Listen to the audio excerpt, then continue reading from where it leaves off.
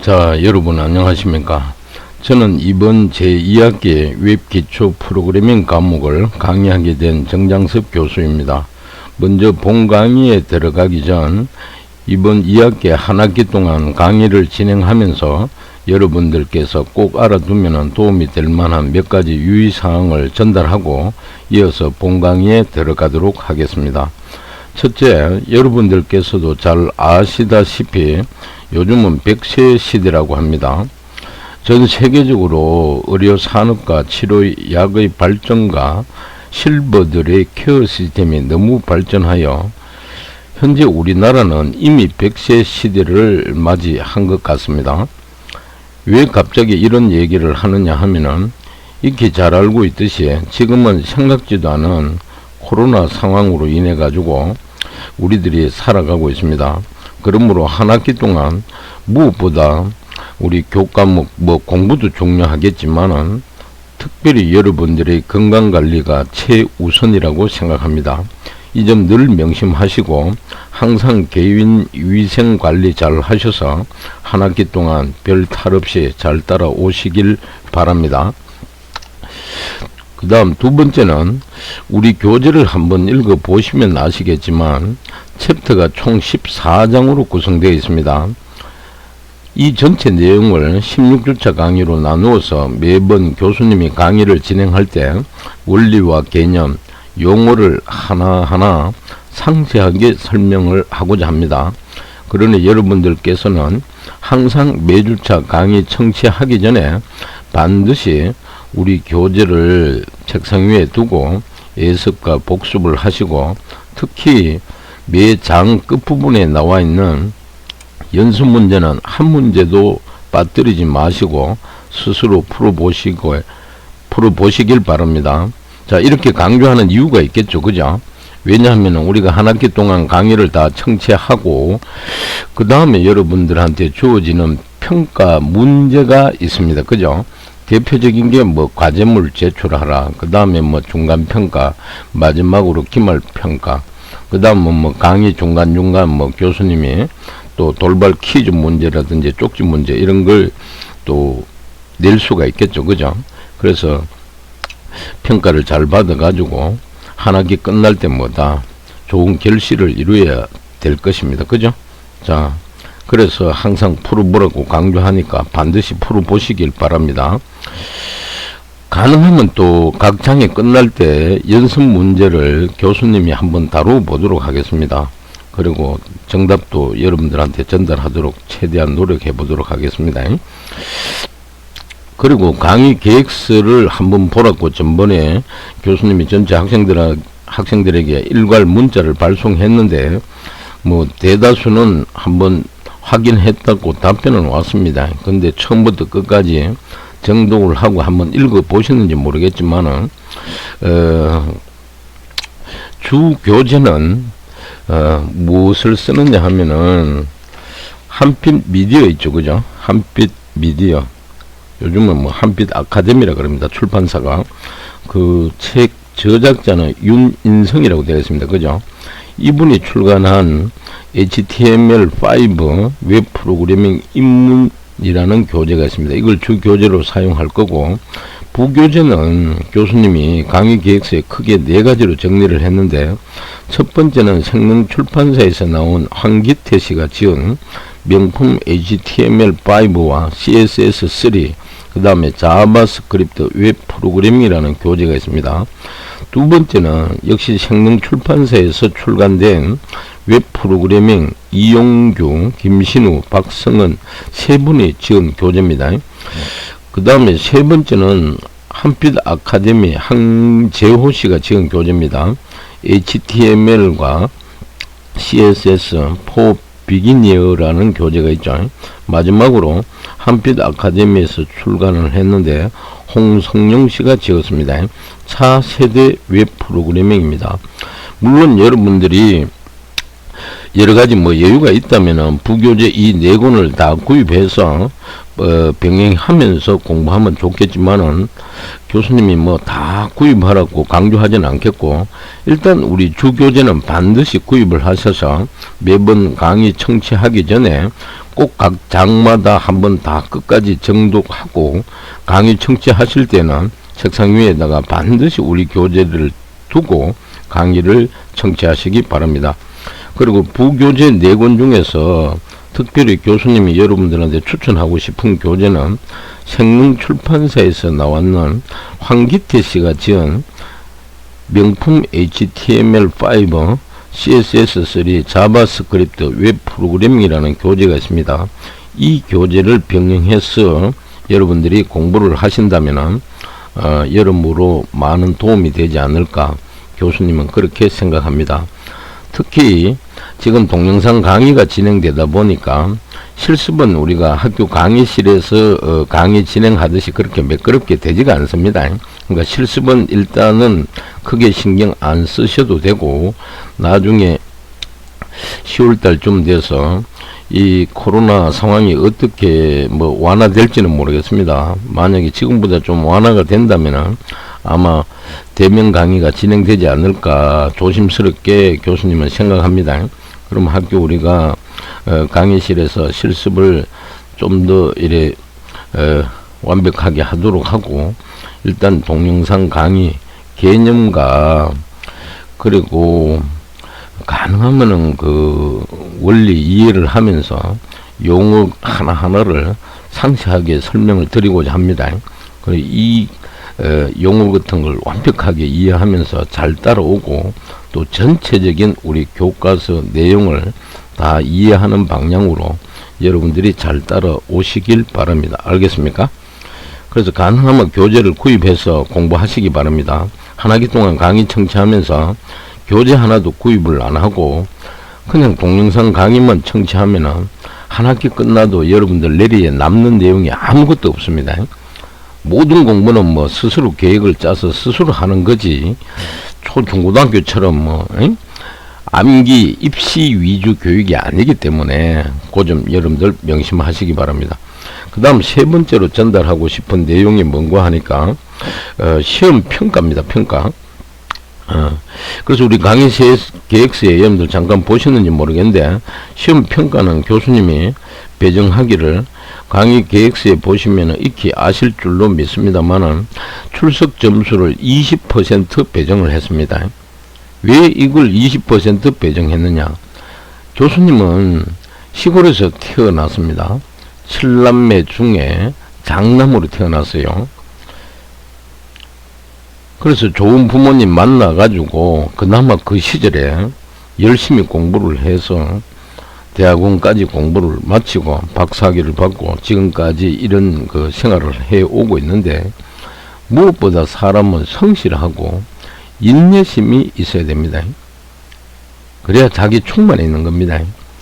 그래서 출석 점수를 여러분들한테 20% 배정한 겁니다. 그래서 이 점 명심하십시오. 그리고 매번 뭐 강의에 올렸다고 제가 일괄 문자를 발송하겠지만은, 물론 다른 교과목도 여러분들 여러 과목 강의를 청취하고 있어 가지고 비록 뭐 학교는 오지는 못하지만은 여러분들이 공부하는 그 장소가 여러 군데가 되겠죠. 뭐 어떤 친구는 자기 집에서 자기 방 책상 위에서 이 동영상 강의를 청취하는 친구도 있을 거고, 또 어떤 친구는 뭐 주변에 도서관에 가서 청취하는 경우도 있고, 또 요즘은 시대가 너무 좋다 보니까 집 앞에 나가면은 좋은 카페가 너무 많습니다. 음악도 나오고 뭐 커피도 한잔 할 수 있는 이런 장소. 자, 그런 데서도 또 강의를 청취할 수도 있겠고, 또 어떤 친구는 뭐 어디 이동하면서 우리가 휴대폰에서 우리가 강의를 청취할 수도 있을 겁니다. 그죠? 자, 어떤 장소에서 강의를 청취해도 좋다 이 말입니다. 근데 중요한 것은 항상 강의 올렸다고 문자 발송하면은 바로 제 시간에 강의를 청취하고 청취를 마치면은 반드시 강의 청취를 완료했다라고 교수님께 회신 문자를 발송해 주시길 바랍니다. 그래야 출석 체크가 완벽하게 이루어지고, 또 지금까지 계속 강의를 해오면서 교수님 나름대로 경험한 한 가지가 뭐냐, 강의 동영상 매주차 강의를 올리면은, 예를 들어 제 1주차 강의가 전체 시간이 120분이 지정되어 있으면은 120분 끝까지 다 청취를 해야만 여러분들이 출석했다라는 걸 시스템에 기록으로 남아 있습니다.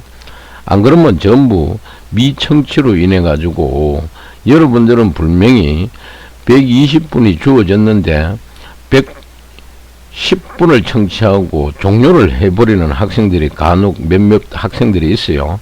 그런 학생들은 본인은 청취했다라고 그런데 우리 학교 학사 시스템에 교수 학습 시스템에 들어가 보면은 미청취자로 올라옵니다. 자, 그러면은 또 옛날 같은 경우 또 그런 학생들은 출석이 안 될 수가 있기 때문에 교수님이 또 일일이 또 개인적으로 전화를 해가지고 나머지 10분 청취를 하고 연락 돌라라고 이렇게 또 전달하기도 했습니다.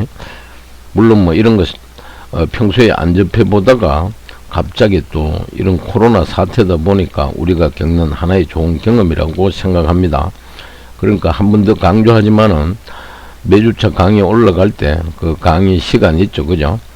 다 뜹니다. 100분이면 100분, 120분 같으면 120분. 그 시간 끝까지 청취하고 종료 버튼을 누르시기 바랍니다. 그 다음 두 번째 레포트 과제물이죠. 이거 점수 20% 할당을 했고, 그리고 중간고사 20%, 기말고사 30%, 마지막으로 수업 태도 점수가 10% 배정해 놓았습니다. 수업 태도도 왜 10% 배정했느냐? 자, 지금 상황이 이런 상황이다 보니까 물론 뭐 실시간 강의하는 교수님도 계시고 동영상 강의 또 대면하는 교수님도 계시겠지만은 교수님이 일일이 뭐 여러분들한테 전달 사항 이런 걸 있으면은 즉각 가능하면 교수님은 문자를 보냅니다. 물론 뭐 밴드 이런 걸 구축해 가지고 여러분들 뭐 다 가입하라 그래 가지고 그것을 뭐 수시로 또 보내줄 수도 있는데 교수님도 개인 업무가 바쁘다 보니까 그렇게 관리하기는 좀 부담이 됩니다. 그래서 가능하면 문자로 보내는데 그러면은 제때 바로 문자를 주셔야 된다. 그것도 하나의 수업 태도 점수에 들어갈 수가 있다면. 그래서 이렇게 배정했으니까 자, 성적은 크게 부담을 가지지 마시고 끝까지 여러분들 최선을 하시다 보면은 점수는 특별한 이유가 없는 한 다 잘 나갈 겁니다. 자, 그거 명심하시고 잘 따라오시기 바랍니다. 알겠습니까? 그리고 자, 또 요렇게 또 성적평가 비율을 배정한 이유는 우리가 지식 점수도 평가해야겠지만은 여러분들 개개인의 성실성과 인내심 나아가서는 인성도도 중요하기 때문에 이렇게 배정했으니 항상 편안한 마음 가지시고 끝까지 최선을 다하셔서 한 학기 끝날 때 좋은 결과 있기를 기대해 봅니다. 마지막으로 교수님은 매 학기 시작할 때 첫 OT 시간에 강조하는 한 문장이 있습니다. 그게 뭐냐? 컴퓨터 교육은 자신감이 중요합니다. 그리고 이왕 할 거면 즐겨라 그럽니다. 그리고 기초에 충실하라 그럽니다. 마지막으로 항상 컴퓨터적 사고로 접근하라고 강조합니다. 이 점 명심하시고 잘 따라오시길 바랍니다. 그리고 매주차 동영상 강의 올릴 때 PPT 자료도 첨부하여 올려 드릴 테니까 다운받아서 활용하시길 바랍니다. 그럼 이어서 본강으로 들어가도록 하겠습니다. 먼저 우리 화면으로 돌아와서 첫 번째 슬라이드를 보시게 되면 PPT 파일 맨 위에는 타이틀이 어떻게 나와 있느냐, 맨 위에는 보시게 되면은 타이틀이 HTML5 웹 프로그래밍 입문이라고 타이틀이 주어져가 있고, 이 교과서를 저작하신 분 성함이 윤인성이라고 되어 있습니다. 그죠? 그리고 맨 아래쪽에 보니까 제1장 웹의 개요와 일종의 서머리 요약이죠. 실습 환경 구축을 해보자라고 이렇게 기록이 되어 있습니다. 그럼 뒤에 있는 이미지 있죠. 그죠? 이미지. 요 이미지는 우리 교재 페이지 3페이지에 가게 되면은 나와 있습니다. 그걸 그대로 캡처 떠서 이렇게 작성을 했고, 아래쪽에 요게 1장 웹 개요와 실습 환경 구축 있죠. 요거는 우리 교재 17페이지에 나오는 타이틀이 되겠습니다. 아시겠습니까? 이해되겠죠? 그럼 뭐 1장의 이 전체 내용은 우리 교재로 보면은 몇 페이지? 페이지 19페이지부터 48페이지까지 내용이 되겠습니다. 물론 48페이지 부분에 가보면 연습 문제가 실려 있으니까 참고하시기 바라고, 맨 오른쪽 하단에 보시게 되면은 교과목 명이 뭡니까? 웹 기초 프로그래밍이다. 웹 기초 프로그래밍. 이걸 영문 표기를 하라 그러면 어떻게 하는데? 웹 베이스드 프로그래밍 이렇게 표현합니다. 그리고 이 강의를 하고 있는 이 사람은 이름 석자가 이렇게 생겼습니다. 알겠습니까? 물론 요게 이제 옛날에 그 아버님 살아 계실 때 교수님이 한번 물어봤습니다. 교수님은 해주정가입니다. 해주정가. 그 다음 장자는 길장자를 쓰고 섭자는 붉고 섭자를 씁니다. 근데 왜 이름을 장섭이라고 지었냐 물어보니까 아버님 말씀이, 자, 장자는 길장자를 쓰고 섭자는 붉고 섭자를 쓴다. 붉고 섭자는 좌우충에 불하변이 돼가고 가운데 뭐다? 말씀 음변이 돼갑니다. 그래서 너는 앞으로 살아갈 때 말로 먹고 사는 직업을 아마 선택할 것 같다. 네? 그래서 아버님이 이렇게 지었다고 합니다. 근데 지나서 보니까 이름에서 말해주듯이 어찌어찌 하다 보니까 말로 먹고 사는 직업을 가지게 된 겁니다. 그래서 이름 석자도 무시 못할 것 같아요. 자, 요거는 여담입니다. 자, 한번 웃고 넘어가고, 그러면은 맨 위에 한번 보십시오. 자, 영문으로 HTML5라고 등장합니다.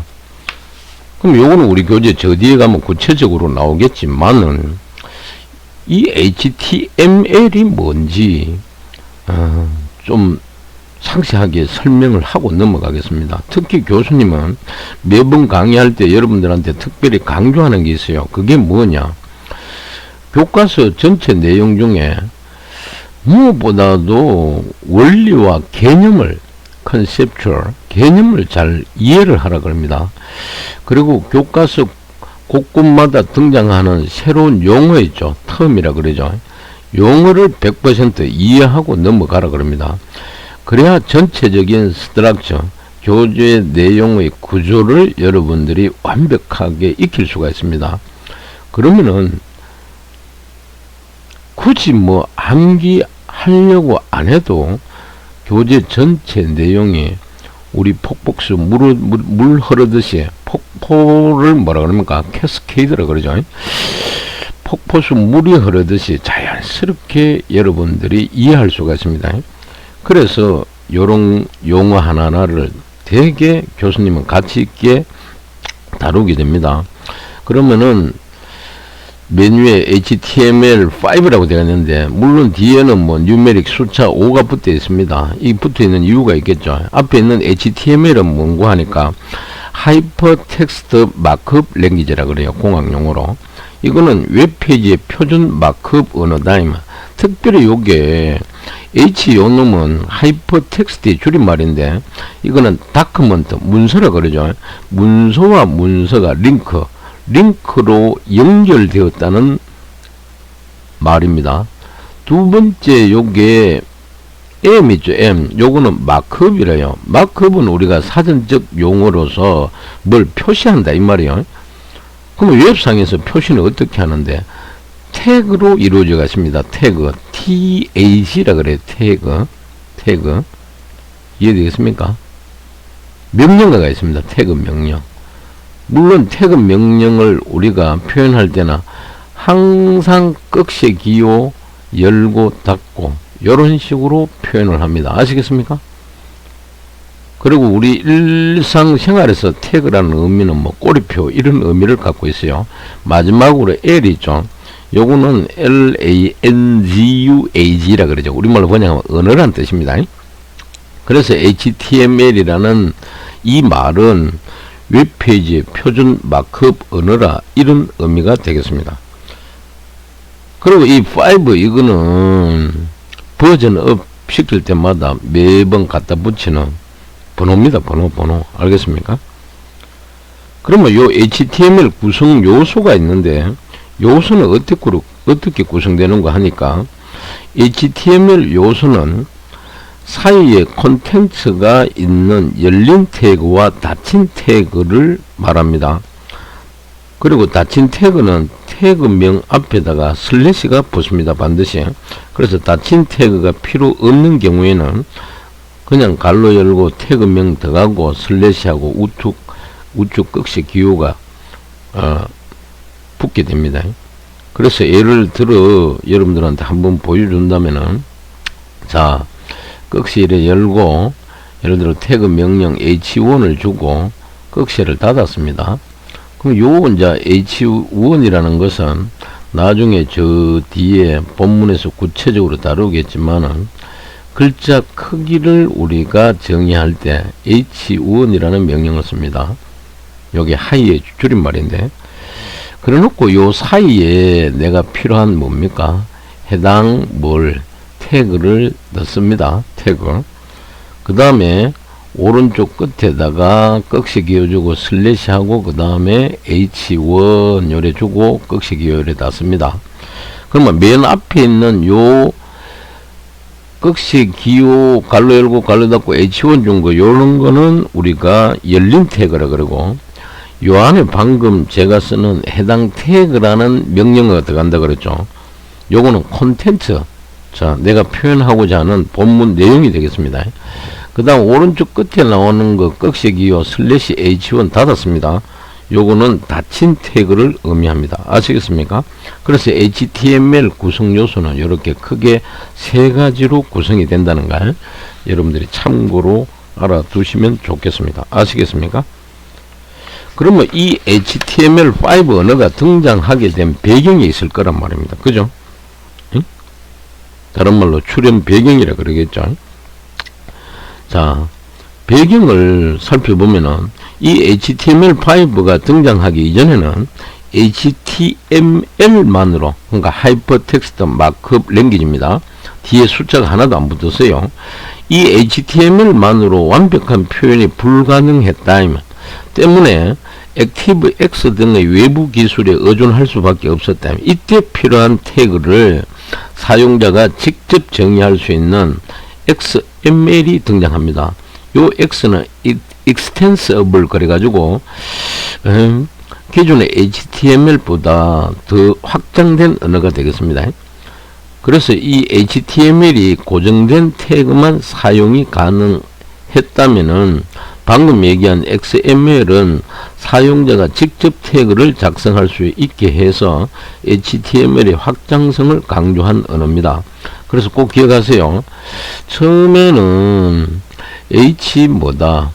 TML이라는 랭귀지가 등장했고, 요게 좀 불편하니까 다음 버전이 뭔데? X로 씁니다.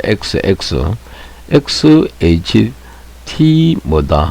ML을 개발을 해서 발표했는데, 요 X가 뭔데? extensible, 확장을 했다면 확장성. 그리고 나중에는 요 HTML과 XML이 결합된 요거 다음에 또 뭐가 나왔는데, HTML이 등장하면서 W3C라는 단체가 있습니다. 월드 와이드 웹 컨소시엄이라 그러는데, 여기에서는 HTML의 사용과 개발을 중단하고 XHTML을 추진하려고 했습니다. 하지만 기존의 HTML에 익숙한 개발자와 브라우저 공급자들은 이 상황에 대해서 반대를 했습니다. 그래서 애플사나 오페라, 그 다음에 모질라는 이 회사 이름입니다. WHATWG라는 그룹을 만들어 가지고 독립적으로 HTML을 개발시키려고 했습니다. 결국 월드 와이드 웹 컨소시엄은, 이 그룹은 WHATWG를 정식 뭐다 월드와이드 웹 컨소시엄 워킹 그룹으로 인정을 하게 됩니다. 그래서 W3C가 XHTML의 개발을 중단하고 HTML을 발전시키면서 나온 버전이 바로 현재 우리 슬라이드 메뉴에 있는 HTML5 버전이 되겠다. 그러면 요 앞 버전은 뭐가 있는데 HTML4 버전이 있습니다. 그러면 이 4 버전과 5 버전의 차이점을 잠깐 언급하면은 첫 번째는 신텍스 구문이 있습니다. 알겠습니까? 그러면 4 버전보다 5 버전이 구문을 따져 본다면은 DOC 타입 선언이 더 간결해졌습니다. 그리고 엔코딩 선언이 더 간결해졌고 또 수식 기술 언어인 거기에 MSML이라 그러는데 그래픽 언어 등의 사용을 가능했다. 거기 말하는 그래픽 언어는 SVG라 그래요. SVG. VG라 그럽니다. 알겠습니까?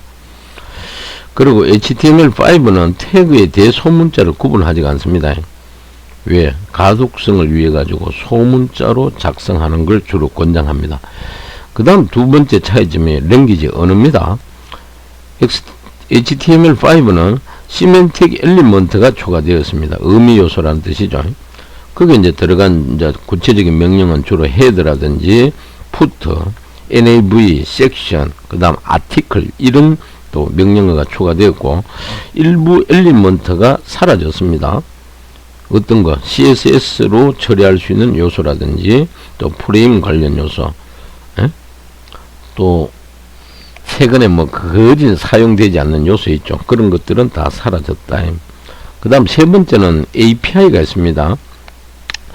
Application Programming Interface 줄임말이죠.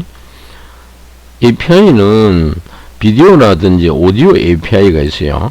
자, 요거는 비디오나 오디오 요소를 재생하는 데 사용되는 API고, 그 다음에 온라인 웹 어플리케이션이 있는데 요거는 오프라인을 지원하기 위한 API고, 그 다음에 드래그 앤 드롭 끌어다 놓다 이 말이죠. 그 API 마지막으로 그의 API가 있습니다. 이런 게 HTML4보다는 HTML5가 가지고 있는 장점이 되겠다. 자, 그 정도 여러분들이 참고하시면 되겠습니다. 아시겠습니까? 그러면은 이어서 다음 슬라이드 넘어가기 전에 방금 교수님 저 위에서 태그라는 용어를 한번 썼는데 요거 간단하게 설명하고 다음 슬라이드로 넘어가겠습니다. TAG라 그러죠. 태그. 자, 이 태그는 HTML 문서의 모양과 행동 양식을 지정해주는 하나의 명령어로서 주로 홈페이지 등의 인터넷상에서 그림이나 사진, 동영상 또는 글씨 등을 자신이 원하는 형태로 나타나도록 지시해주는 명령어를 뭐다? 태그라 그런다. 자, 요거 꼭 기억하시고요. 이어서 다음 슬라이드 넘어가 보겠습니다. 다음 슬라이드 넘어가게 되면은 메뉴의 타이틀이 뭐라고 나옵니까? 콘텐츠라고 나오죠. 콘텐츠. 자, 요거는 우리 뭐 보통 교재에 보면은 뭐 내용, 목차라고 표현을 많이 합니다. 우리말로 표현하게 되면은. 자, 그래 놓고 소제목에 학습 목표가 있고 아래쪽에는 내용이 있습니다. 그래서 우리 이번 1장에서 우리가 배워야 할 내용들을 아래쪽에 이렇게 쭉 정리가 되어 있는데 메뉴의 학습 목표를 보게 되면은 이번 장에서는 웹의 개념과 특징을 한번 알아보자 이 말입니다. 그리고 두 번째는 웹의 동작 원리를 알아보고 세 번째는 대표적인 웹 표준 기술인 HTML5와 CSS3 그 다음에 자바스크립트가 뭔지 그것에 대한 개념과 특징을 한번 알아보고 마지막으로 자 이런 걸 실습을 해야 되니까 웹 프로그래밍 개발 환경을 한번 구축해보자 이 말입니다. 그리고 내용으로서는 인터넷과 웹이 어떻게 시작이 되었는지 즉 개발해서 발전하게 되었는지 그거에 대해서 좀 알아보고 두 번째는 여러 회사가 등장하다 보니까 웹 브라우저도 각 회사마다 다양하게 개발되어 가지고 보급이 되었습니다. 그러니까 서로 뭐다 살아남기 위해서 서로 자회사에서 만든 뭡니까 웹 브라우저 간에 뭡니까 싸움이 벌어지겠죠. 그걸 뭐다 웹 브라우저 전쟁이라 그럽니다. 그러다 보니까 이제 또 전 세계인들이 가장 많이 쓰는 툴을 뭐다 표준으로 삼겠죠. 그래서 웹 브라우저 전쟁과 웹 표준이 뭔지 알아보고, 세 번째는 웹 동작 원리에 대해서 알아보고, 네 번째는 웹의 표준 기술과 HTML5의 주요 기능에 대해서 한번 알아보자 이 말입니다. 그 다음 다섯 번째는 HTML5를 공부하면 좋은 이유, 즉 장점이 뭔지 한번 알아보고, 마지막으로 실습 환경을 구축해 보겠다 이 말입니다. 아시겠죠? 자, 요거는 우리 교재 몇 페이지? 17페이지 맨 아래 가게 되면은 등장하는 내용입니다. 우리 교재 한번 잠깐 보시기 바랍니다. 그 다음 이어서 다음 슬라이드로 넘어갑니다. 다음 슬라이드 넘어가게 되니까 타이틀이 인터넷과 웹 시작이 등장합니다. 그죠? 인터넷과 웹 시작. 요거는 우리 교재 페이지 19페이지 맨 위에 나오는 내용인데, 그럼 여기서 중요한 거는 인터넷이 뭔지, 웹이 뭔지 한번 알아보자 이 말입니다. 웹이 뭔지. 그러면은 교재에 19페이지 맨 위에 보시면 아시겠지만은 인터넷이라는 요 용어는 앞에는 인터넷 그렇습니다. INTR 나오죠. 넷은 NET인데 인터는 인터내셔널, 세계적인 국제적인, 또 넷은 네트워크의 줄임말입니다. 통신망을 의미하죠. 그 두 개를 묶어서 우리가 편리하게 인터넷이라고 이렇게 표현을 합니다. 그래서 인터넷의 개념은 다른 말로 정의는 전 세계를 연결하는, 여기 뭐 전 세계를 연결한다 하는데 엄밀하게 따지면은 전 세계를 연결한다라는 것은 뭐냐? 자, 아래쪽에 보세요. 이게 이제 지구라 치고, 자, 오른쪽에 뭐 FTP도 있고 웹도 있고 이메일 텔넷도 있고 점점도 있는데 이게 각 나라라고 칩시다. 예를 들어 FTP는 미국이고 뭐 웹 이거는 뭐다 중국이고 이메일은 영국이고 텔넷은 뭐다 오스트리아다. 그럼 각 나라마다 각 가정마다 각각 컴퓨터가 있겠죠. 장치가. 그걸 우리가 공학 용어로 뭐 단말기 터미널 뭐 PC, 퍼스널 컴퓨터, 개인용 컴퓨터, 또 다른 말로 자료구조 교과목에서는 이걸 로드라고 표현해요. NOD라 그래요. 그러면 별개로 흩어져 있는 이런 컴퓨터들을 통신 매체를 통해가 다 유선으로 또는 무선을 와이어리스라 그러죠. 그걸 다 연결할 수가 있습니다. 연결하면 말 그대로 마치 거미줄처럼, 우리가 스포츠에 보면 배구네트 있죠. 그 검은 망이 있잖아요. 그런 식으로 다 연결이 된다. 그 연결된 걸 우리는 인터넷이라 그런다. 그래서 인터넷은 전 세계를 연결하는 국제 정보 뭐다? 통신망으로, 통신망, 네트워크라 그러죠. 망으로 컴퓨터나 뭐다? 스마트폰 같은 디지털 기기로 연결되어 사람들이 뭐다? 인포메이션, 정보를 뭐다? 쉐어, 공유할 수 있는 뭐다? 공간이다. 공간. 그럼 여기에 정보라는 것은 우리가 외부에 있는 자연의 현상을 육안으로 관찰하게 되면은 우리한테 주어지는 게 일종의 데이터가 주어집니다. 그걸 우리가 컴퓨터 내부에 각종 표준 입력 장치가 있죠. 대표적인 게 우리가 키보드인데 뭐 마우스도 있고 등등. 그걸 통해 가지고 우리가 입력을 하게 되면은 컴퓨터 내부에 뭐가 있다? CPU라는 놈이 있습니다. Central Processing Unit라 그러죠. 컴퓨터의 전체 부품 중에 가장 고가 장비죠. 물론 CPU는 또 세 가지 주요 기능이 있어요. 연제기라 그럽니다. 하나는 연산 장치가 있고 하나는 또 제어 장치. 그 다음 마지막으로 기억 장치가 있는데 이놈이 처리를 해줍니다. 처리를 한다는 것은 연산한다는 거예요. 그래 처리해서 나온 결과가 있습니다. 네? 그러니까 인간이 인위적으로 처리를 했다. 사람한테 도움 되게끔 유효하게 그 처리된 결과물을 정보라고 합니다. 인포메이션. 그래서 정보라는 용어를 쓸 때는 반드시 가공되어진 이런 의미가 부여가 됩니다. 자, 그런 정보를 공유할 수 있도록, 즉 전 세계인들이 공유할 수 있는 그런 공간을 우리는 인터넷이라 그런다. 그 다음 웹이 있죠. 웹은 WEB의 줄임말인데 요거는 인터넷 공간에서 제공하는 일종의 서비스라고 되어 있습니다. 아시겠습니까? 그래서 아래 그림 보니까 그림 1-1 있죠. 인터넷과 웹은 다르다라고 이렇게 표현되어 있습니다. 뭔데? 인터넷은 방금 얘기했듯이 전 세계에 흩어져 있는 각 각각의 노드들을 이렇게 통신 매체를 통해서 연결해 놓은 그 어디 거미줄 같은 이런 망을, 통신망을 웹 인터넷이라 그런데 많아요. 그 안에 웹도 있고 요 FTP 있죠. 파일 트랜스퍼 프로토콜이 줄임말인데 이거는 뭡니까? 파일 전송 규약입니다.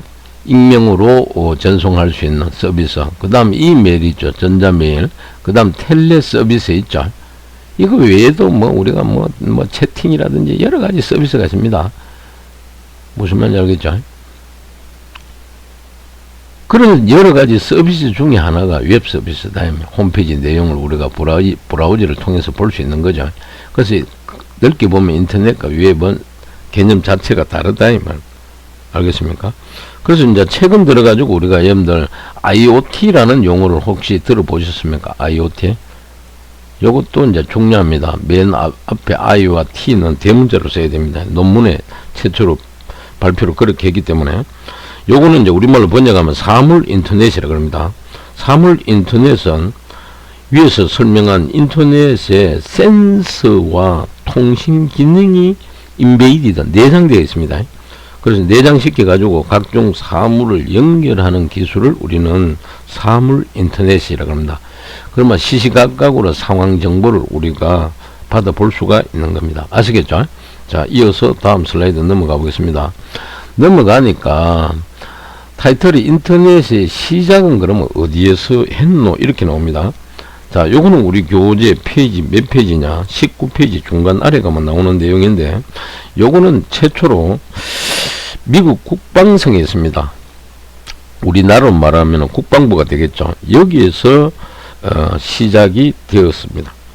왜 그렇게 되었는데, 자, 소련에서 인공위성 발사를 최초로 성공을 하자 그 위협을 느낀 미국은 신기술을 연구하는 알파라는 부서를 창설하게 됩니다.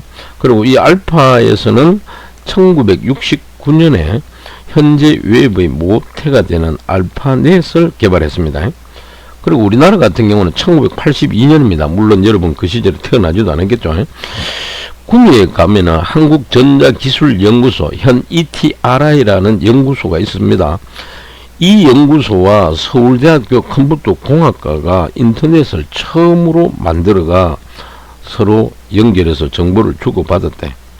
그래서 이러한 인터넷이 전 세계에 연결되고 일반인이 사용할 수 있었던 것은 불과 20여 년 전입니다. 1995년도부터 서비스가 시작된 겁니다. 그리고 요 알파넷은 핵과 같은 공격에 대비를 해가지고 전체 통신 시스템에서 데이터를 안전하게 보관 및 전송할 수 있는 시스템이다. 그래서 초기에 미국 국방성과 대학을 연결하다가 나중에 민간 연구용과 또 군사용으로 나누게 되고 민간 연구용이 현재 전 세계 모든 컴퓨터를 연결하는 인터넷으로 발전하게 되었다.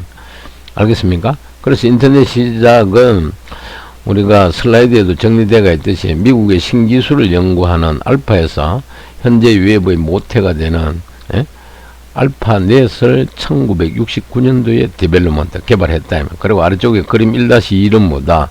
인터넷 시초인 알파넷의 연결 변화다. 그럼 최초로 69년 12월에는 뭐 보세요. 자, 미국 요 각 대학 있죠. 요게 최초로 요래 연결했는 요게 69년도 12월이다. 그럼 요때 미담으로 최초로 연결돼가 전송한 데이터가 뭔데? 자, 영문으로 로그인입니다. 로그인. 로그인은 뭔데? 통신에 접속했다라는 의미가 되겠죠. 그럼 통신에 접속을 끊는 걸 뭐라 그러는데? 로그아웃이라고 그러죠. 그 문자 몇 자만 주고받았다 그럽니다.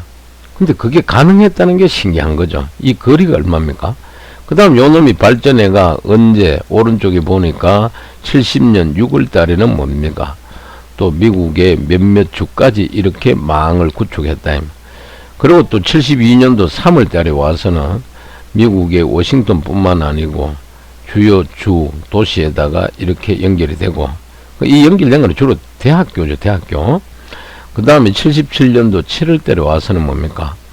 더 광범위하게 이렇게 망이 구축됩니다. 이때는 뭐 대학 연구소뿐만 아니고 민간단체 연구소, 그 다음 기업체, 주요 기업체 있죠. 예? 우리는 말하면 뭐 LG, 삼성이 되겠죠. 미국에는 뭐 애플도 있고 다양하게 이제 MS사도 있고, 자, 이렇게 구축이 되어가 오늘날까지 인터넷을 잘 활용하고 있다라는 겁니다. 아시겠습니까? 자, 그 다음 이어서 다음 슬라이드로 넘어가면은, 이번에는 타이틀이 팀 버너스-리라는 타이틀로 요 아래쪽이 뭡니까? 이미지도 하나 주어지가 있습니다. 얼굴 보니 아주 잘생겼죠. 그죠? 자, 이 팀 버너스-리라는 이 개발자는 교수님 박사학위 논문에도 등장하는 이름입니다. 자, 요 내용은 우리 교재 페이지 몇 페이지냐? 우리 교재 한번 보세요. 20페이지 중간 부분에 가면 나옵니다. 20페이지. 그 이제 우리 교재 보니까 교재 한번 보세요. 소련의 인공위성 발사부터 핵 공격까지 뜬금없는 이야기 같겠지만 인터넷은 이렇게 시작이 되었고, 더 뜬금없게도 우리가 웹 브라우저로 보는 웹은 유럽 공동 원작 핵 연구소, 그게 CERN이라고 합니다. 여기 근무했던 팀 버너스-리라는 사람이 개발을 했고, 1989년 팀 버너스-리는 인터넷에서 문서 사이를 쉽게 이동할 수 있는 기능인 하이퍼링크를 제안하게 됩니다. 최초로. 이것만 해도 획기적인 거죠. 자, 그리고 이 기능을 바탕으로 흔히 웹이라고 하는, 웹은 월드 와이드 웹의 줄임말이다. 여기 보니까 W3C라고 되어 있죠. 요거는 월드 와이드 웹. 요걸 줄여서 뭔데 W3라고 표현하고, C는 컨소시엄. 예? 컨소시엄. 단체 이름이죠. 그래서 월드 와이드 웹이라고 1991년도에 발표를 하게 됩니다. 그리고 요 월드 와이드 웹은 발표와 동시에 뭐다? 사용 인구가 폭발적으로 뭐다? 급증해가지고 1993년 팀 버너스-리는 웹의 소스 코드를 전 세계인에게 무료로 공개를 하게 됩니다. 공개를. 그래서 우리가 이 강의자로 슬라이드 보니까 HTML 표준을 비롯한 웹 표준안을 제작, 제안하는 일을 하는 국제적인 웹 표준화 단체를 뭐다? W3C라고 얘기한다. 그리고 아래쪽에 그림 1-3에 보니까 팀 버너스-리와 이분과 월드와이드 웹 컨소시엄 로고가 이렇게 딱 나와 있죠.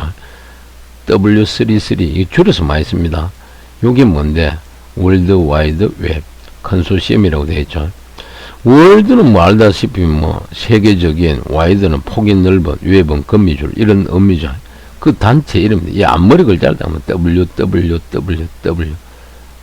그래서 우리가 인터넷, 우리가 브라우저 저 위에 주소창이 뭡니까?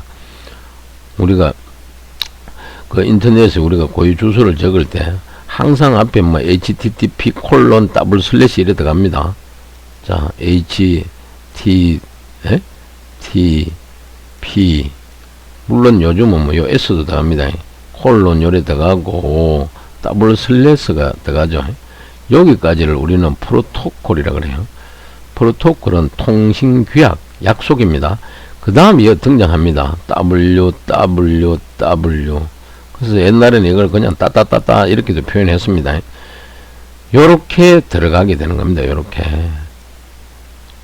그 다음 오른쪽 하단에 보니까 표 1-1 HTML 버전. 자, 이게 일종의 히스토리입니다. 어떻게 발전해 왔는지 테이블 표로 표시하고 있습니다. 근데 요거는 이제 소수점 아래도 있는데 소수점 아래 버전은 생략했다라고 되어 있습니다. 우리 교재 페이지 21페이지에 메뉴에 보니까. 알겠습니까? 그리고 요 중간에 보면 HTML3와 HTML4가 있죠. 요 두 개는 우리 교재 보니까 뭐라고 되어 있어요? W3C 권고안에 오늘 날짜 기준으로 표기했다. 이래 되어 있습니다. 그래서 이 발전했는 걸 그대로 이제 표로 정리해 놨는데, 교재 보니까 HTML 표준을 제정했지만 강제하지는 않았다. 뭐가? 월드 웹 컨소시엄에서. 이 때문에 웹 브라우저의 전쟁이 시작되게 되었다. 그 아래쪽에 보니까 최초 버전의 HTML1, 요거는 뭔데? 91년도 10월 달에 그 다음에 2 버전은 95년도입니다. 한 4년 지났죠. 11월 달에. 그 다음 3 버전은 2년 뒤에 97년 1월 달에 발표하게 되고, 4는 뭡니까? 97년 연말입니다. 12월. 마지막 5 버전, 최근에 이제 우리가 많이 쓰고 있죠.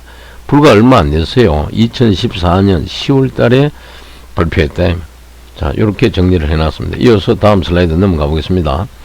다음 슬라이드 넘어가게 되니까 타이틀이 뭡니까? 웹브라우저 전쟁의 시작이라고 되어 있습니다. 아시겠습니까?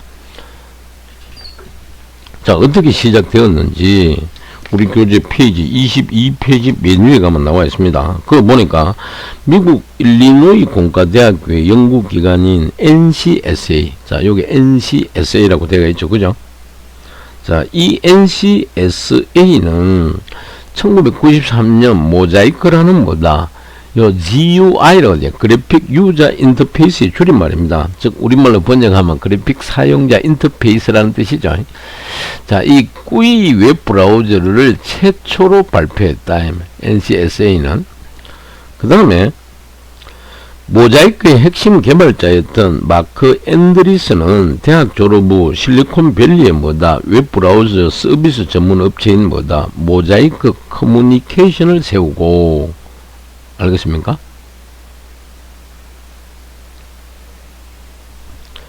그리고 대학에서 개발한 웹브라우저를 본뜬 모자이크를 만들어 발표했고, NCSA는 모자이크라는 뭐다? 같은 명직을 사용하는 것에 불만을 표시했다. 이에 모자이크 커뮤니케이션은 이름을 뭐로 바꾼다? 넷스케이프 커뮤니케이션으로 바꾸고, 웹브라우저 이름도 뭐다? 넷스케이프 웹브라우저로 뭡니까? 발표하더라. 아시겠습니까? 그래서 우리 교재 그 아래쪽에 그림 보니까 그림 1-4 있죠. 현재 우리 강의 슬라이드 1-4 왼쪽 맨 밑에 왼쪽에 요거는 이제 모자이크 최초로 우리가 컴퓨터에 실행하면 이런 식으로 나타났습니다. 그 다음 오른쪽은 넷스케이프 웹브라우저가 이렇게 생겼습니다. 자, 이거 보니 교수님 옛날 생각이 절로 나네요. 그래서 오른쪽에 그림 1-5에 보니까 모질라 재단의 캐릭터는 이렇게 썼다. 나중에 재단 설립을 하거든요. 그리고 이제 우리 교재가 중간에 노트에 보니까 넷스케이프 개발 코드명은 원래는 모질라이고 이름과 관련해 두 가지 설이 있는데 하나는 뭐다? 모자이크와 플러스 킬러의 준말이라는 설이다. 그러니까 모자이크를 죽인다 이 말이죠. 다른 하나는 모자이크 플러스 고질라의 준말이라는 설이다. 하지만 둘 다 NCSA의 모자이크 웹브라우저를 파괴하겠다는 의미를 담고 있더라. 그 다음 교재 이제 아래쪽에 보니까 94년 넷스케이프는 뭐다? 정식 버전을 발표하는데 이 시기에 뭐다? 마이크로소프트는 인터넷 익스플로러 발표 후 뭐다? 점유율을 높이기 위하여 윈도우 운영체제에 강제로 집어넣어가 설치하게끔, 그러니까 윈도우 설치하게 되면은 익스플로러도 자동으로 설치되게끔 이런 식으로 개발해가 보급을 했다. 알겠습니까? 그래서 교재 22페이지 맨 아래쪽에 가니까 94년 넷스케이프는 정식 버전을 발표하는데 이 시기에 뭐다? MS4도 인터넷 익스플로러를 발표하게 되고 두 회사는 W33의 표준을 무시하고 기능을 많이 추가하여 경쟁을 하게 되고 마이크로소프트는 인터넷 익스플로러의 점유율이 넷스케이프를 넘지 못하자 뭐다? 윈도우 운영체제에 인터넷 익스플로러를 강제로 설치하게 되고 또 애플과 계약을 맺어 5년간 맥킨토시의 기본 웹브라우저를 인터넷 익스플로러로 설정했다. 더 많이 보급하려고.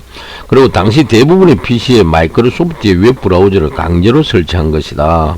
이에 넷스케이프는 마이크로소프트에 소송을 거는데 법원에서는 뭐다? 판결을 계속 미뤘다며. 그리고 넷스케이프는 극단의 조치로 넷스케이프의 소스 코드를 공개하고 모질라 재단을 세워가지고 일반 개발자의 참여를 유도했다. 그게 우리 강의 자료 슬라이드의 오른쪽 아래쪽에 보니까 그림이 이렇게 생겼죠. 여기 모질라 재단의 캐릭터라는 그럽니까?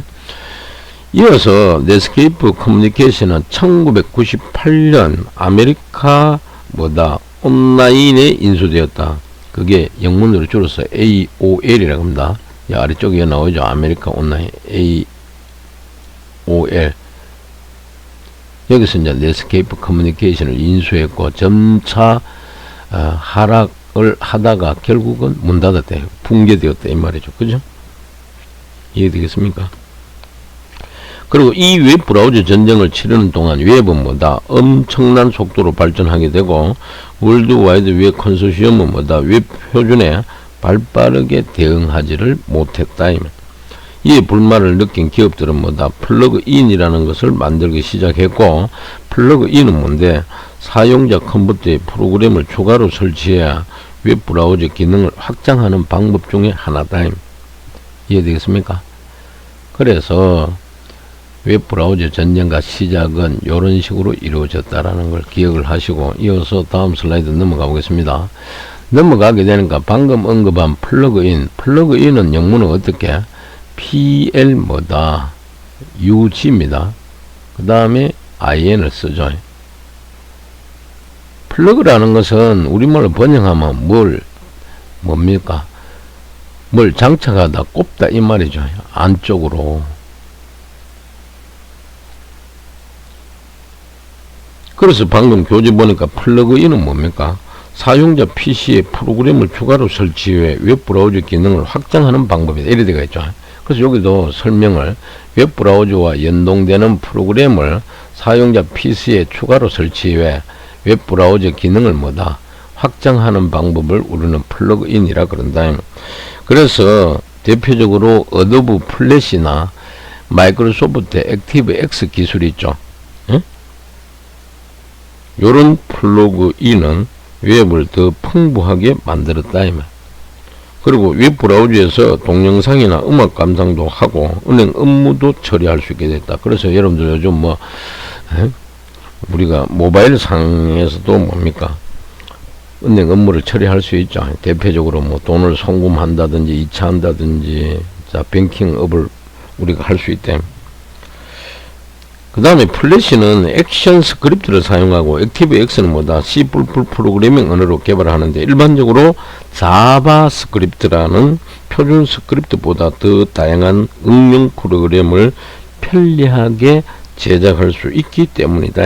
그래서 교재 23페이지 맨 아래쪽에 보니까 노트가 있는데 노트 그 내용 보니까 자바스크립트는 과거에 뭐다? 수준 낮은 언어로 취급을 했다. 그러다 2008년에 구글에서 개발한 크롬 있죠. 웹브라우저 크롬의 등장으로 뭐다? 웹페이지 로딩은 우리말로 직역하면 뭘 적재한다 이 말이죠. 하드디스크 같은 보조 기억 장치에 있는 각종 데이터나 프로그램은 뭐다? 컴퓨터 내부에 있는 주기억 장치 있죠. 램이라 그래요. 그 램은 특별히 D램이라 그럽니다. 동적 램이라 그럽니다. 알겠습니까? D램 말고 S램도 있는데 S램은 뭔데? 캐시 메모리로 줄였습니다. 정적 메모리라 그러죠. 그래서 여기서는 D램을 의미합니다. 로딩 의미를 설명할 때. 따라서 그런 로딩과 자바스크립트 속도가 빨라지면서 그 수요가 기하급수적으로 증가해 현재 위상이 많이 올라갔다. 뭐가? 자바스크립트가. 아시겠습니까? 그 다음 우리 교재 한 장을 넘기면은 페이지 24페이지 갑니다. 그거가 메뉴에 있죠. 그거 보니까 2000년도 초반에는 뭐다? 액티브엑스 기반으로 웹 응용 프로그램이 뭐다? 제작을 하게 됐는데 플래시 프로그램을 기반으로 애니메이션이 주로 제작이 되었다. 이렇게 되어 있습니다. 그래서 요 아래쪽에 그림 1-6에 보니까 플래시로 제작한 졸라맨 나와 있죠. 이거 외에도 우비소년 여러분 잘 아실 겁니다. 마시마로 있죠. 게임 애니메이션이 등장했다. 특히 플래시는 뭐다? 액션 스크립트야.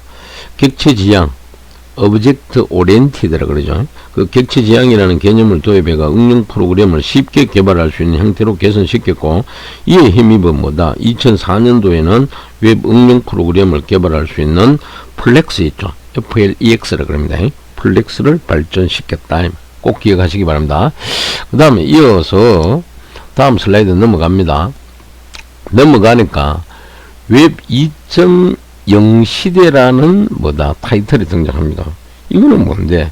자, 교재는 페이지 24페이지 중간입니다. 그거 보게 되면 인터넷은 뭐다? 사용자와 사용자가 뭉쳐가지고 새로운 콘텐츠를 개발할 수 있는 공간으로 확장되었다.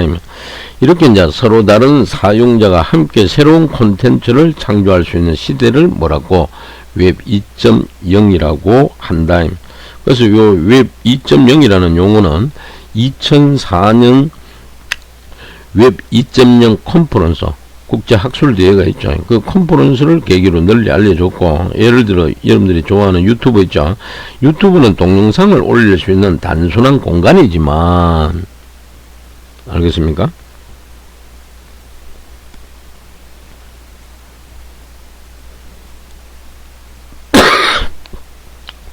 사용자끼리 뭉쳐 거대한 동영상 생태계를 형성했고, 위키피디아는 자신이 아는 정보를 올릴 수 있는 공간이지만, 사용자끼리 뭉쳐 거대한 사전을 창조했다. 그래서 아래쪽에 그림 1-17에 보게 되니까 위키피디아와 깃허브라는 게 있죠. 왼쪽에 이게 위키피디아다. 우리 모두의 백과사전이라고 되어 있죠. 오른쪽에는 깃허브 화면이 되겠습니다. 그래서 깃허브도 개발자가 만든 코드를 올리고 관리할 수 있는 단순한 공간이지만은 현재는 사용자끼리 뭉쳐 수많은 소프트웨어를 개발하는 공간으로 이렇게 발전했다라는 걸 자, 그림을 캡처 떠서 보여주고 있습니다. 아시겠습니까? 그래서 정리하자면 웹 2.0 시대는 서로 다른 사용자가 함께 새로운 콘텐츠를 창조할 수 있는 시대를 의미하고, 대표적인 사례가 유튜브라든지 위키피디아, 깃허브 이런 것들이 있다 이 말. 그 다음 이어서 다음 슬라이드로 넘어갑니다.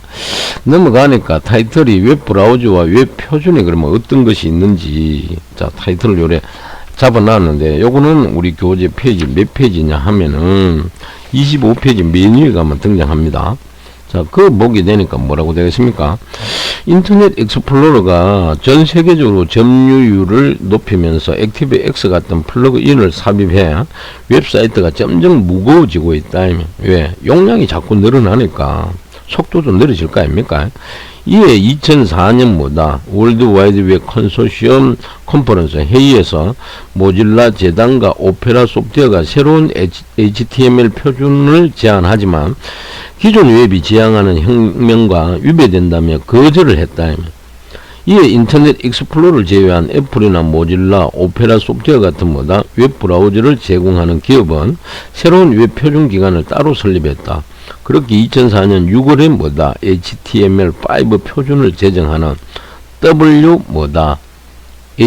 HATWG가 설립이 된다. 요게 딱 있습니다. 여기. 그래서 정리하자면은 첫 번째는 인터넷 익스플로러가 전 세계적으로 점유율을 높이면서 액티브X와 같은 플러그인을 삽입해서 웹사이트가 점점점 무거워지고 있고, 2004년에 월드 와이드 웹 컨소시엄 회의에서 모질라 재단과 오페라 소프트웨어가 새로운 HTML 표준을 제안하지만 거절당했다. 그래서 웹브라우저 제공기업 대표적인 게 애플사나 모질라, 오페라 소프트웨어에서 2004년 6월 새로운 웹 표준 기관인 HATWG를 설립했다. 그 로고가 보여요. 요래 생겼대요. 이렇게. 그림 1-8에 있죠. 그럼 여기서는 이제 주로 뭘 했나 이 말이죠. 그죠? 이게 우리 교재 25페이지 중간에 가면 나옵니다. 그래서 요 WHATWG는 뭐의 줄임말인데, 요 W가 뭡니까? 웹 하이퍼텍스트, A는 어플리케이션, 응용 프로그램이다. T는 테크놀로지, 기술이라는 뜻입니다. 마지막에 WG는 뭔데? 워킹 그룹의 줄임말입니다. 요거는 새로운 웹 표준으로 웹 어플리케이션 1.0 버전 있죠. 요 표준을 작성을 하고, 비슷한 시기에 월드 와이드 웹 컨소시엄은 웹 표준으로 웹 어플리케이션 1.0 표준을 채택했고 HTML5 표준으로 변경을 시켰다. 응? 누구하고? 월드 와이드 웹 컨소시엄은 마이크로소프트사와 함께 XHTML 저 앞에서 나왔죠. 2.0 표준을 작성하고, 그런데 XHTML 2.0 표준은 기존 표준과 너무 동떨어져 개발자들은 사용할 필요성을 전혀 느끼지 못했다. 그래서 결국 2009년에 폐기가 되었고, 새로운 기능을 추가하려면 새로운 표준 정의가 필요한데 XHTML 2.0이 폐기되면서 공백기가 생겼다. 결국 뭐다? 월드와이드 웹 컨소시엄은 이 공백기를 메우려고 방금 요 나온 그룹 있죠. WHATWG 있죠. 여기서 웹 어플리케이션 1.0 표준을 새로운 웹 표준으로 채택한 후에 HTML 여기 나와 있죠. 5. 자, 요 표준을 작성하고 요 표준은 2012년에 뭐한다? 초안을 발표하고 2014년에는 정식 권고안을 발표해가지고 오늘날 우리가 잘 쓰고 있다.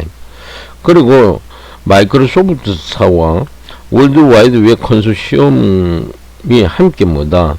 XHTML 2.0이 폐기되면서 다른 웹 브라우저는 모두 최신 표준을 지원하는데 요 인터넷 익스플로러만 뭐다? 최신 표준을 지원하지 못하는 현상이 초래되었다. 즉 발생했다. 그래서 다른 웹 브라우저 업체 입장에서는 점유율을 뒤집을 수 있는 기회가 생긴 것 같다. 모든 뭐다? 웹 브라우저가 빠른 속도로 업데이트를 시작하게 되대. 아래쪽 정리되어 있죠. 모든 웹 브라우저가 빠른 속도로 업데이트 되고 있다. 알겠습니까? 특히 그 모질라 파이어폭스는 2011년까지 3년마다 하던 버전 업데이트를 현재는 뭐다? 약 2개월 단위로 버전 업시키고 구글 크롬은 버전 업데이트를 몇 주? 10주 단위로 한다. 그래서 이렇게 너무 빠릅니다. 속도가. 또 다른 업체보다 기술적으로 앞서려고 다양한 방법으로 마케팅도 한다. 즉 홍보도 한다. 이 시기에 구글은 유명한 캐릭터 등을 사용해 광고를 제작해 유튜브에 올리고 또 크롬 웹스토어나 모질라 마켓플레이스 등을 사용해 자사 웹 브라우저에 뭡니까? 자사 웹 브라우저에서만 동작하는 응용 프로그램을 만들도록 권장했다. 그러니까 전부 돈 벌고 먹고 살라고 싸우는 거죠. 그죠? 그 다음 넘어갑니다. 넘어가니까 방금 교수님이 설명한 걸 그대로 정리가 되어 있는데 웹 브라우저의 발달이라고 되겠습니다. 웹 브라우저의 발달. 요거는 우리 교재 페이지 25페이지 이 중간 부분에서 그 다음 26페이지 중간 아래까지입니다. 알겠습니까? 그래서 정리해 놓기를 방금 설명드린 대로 어떻게 WHATWG 요 그룹은 웹 어플리케이션 1.0 표준을 작성했고 월드와이드 컨소시엄은 웹 표준으로 뭐다? 요 1.0 버전을 표준으로 채택을 했고 요 놈을 갖고 HTML5 표준으로 변경을 시켰다면 그리고 인터넷 익스플로러만 뭐다? 최신 표준을 지원하지 못하는 이상현상이 초래가 되었고 모든 웹 브라우저가 빠른 속도로 뭐다? 업데이트되고 다양한 웹 브라우저 마케팅이 등장했다면 그래서 아래쪽에 그림 1-9에 보니까 다양한 웹 브라우저 마케팅 거래가 요 왼쪽 A 그림은 구글 크롬 크롬 일본 광고를 보여주고 있고 오른쪽은 뭡니까? 모질라 마켓플레이스를 보여주고 있다. 여기 뭡니까? Launch your application on the web이라고 되어 있죠. 그러니까 서로 살라고 이렇게 홍보를 촉하고 했다 이 말이죠. 아시겠습니까? 자, 여기 우리 교재 26페이지 맨 아래쪽에 그림이 실려져 있습니다. 참고하시기 바랍니다. 그 다음 이어서 다음 슬라이드 넘어갑니다. 다음 슬라이드 넘어가니까 자, 타이틀 제목이 웹 표준과 웹 브라우저 타임라인이라고 되어 있습니다. 어떻게 발전했는지 서로 비교하면서 뭐다 정리가 되어 있다. 그래서 왼쪽은 뭡니까? HTML 표준 발전사를, 오른쪽은 웹 브라우저 발전사를 자 그림 도표로 이렇게 정리되어 있는데 요거는 우리 교재 27페이지 맨 아래쪽에 가면 나옵니다. 아시겠습니까?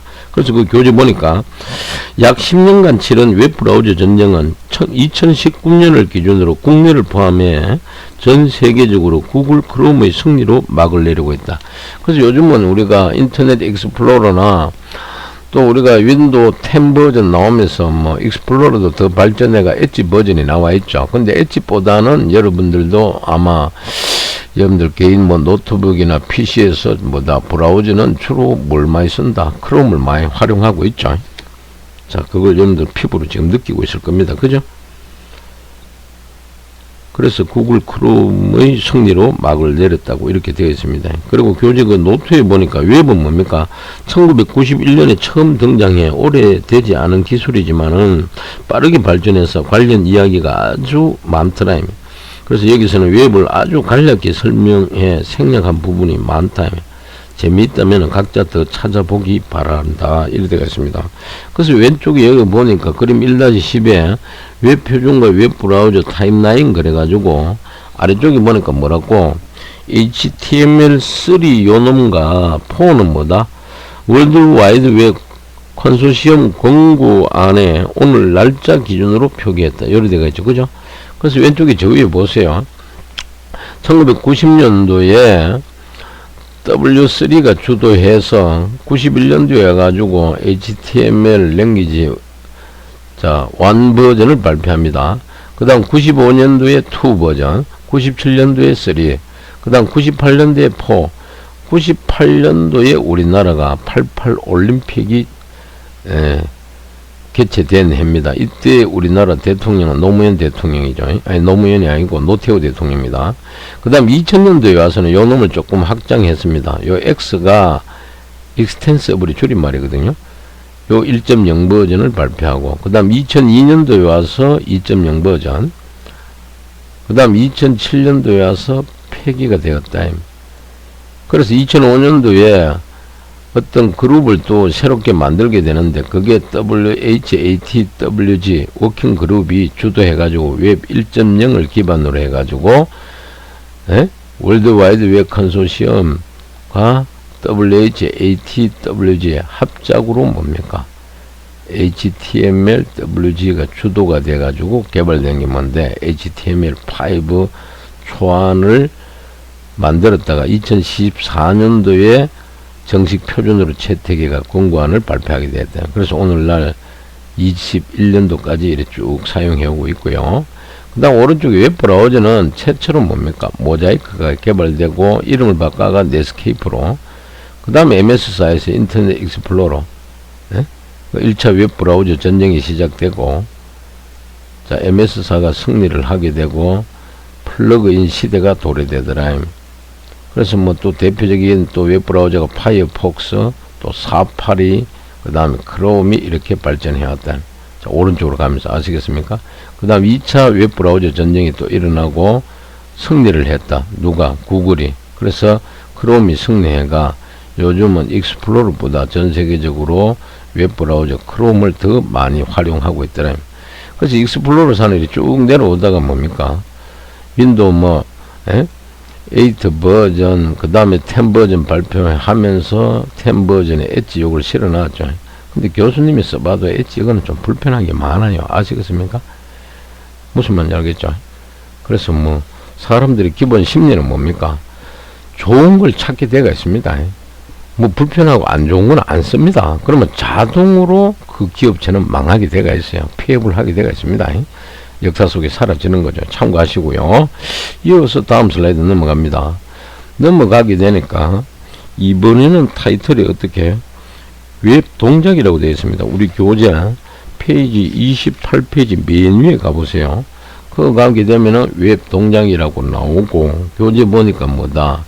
웹의 원리를 설명해 놨습니다. 웹은 어떤 뭡니까? 요청과 응답으로 이루어진다. 그래서 오른쪽에 example 예를 뭐다? 치킨 주문하는 걸 그림으로 표현해 놨어요.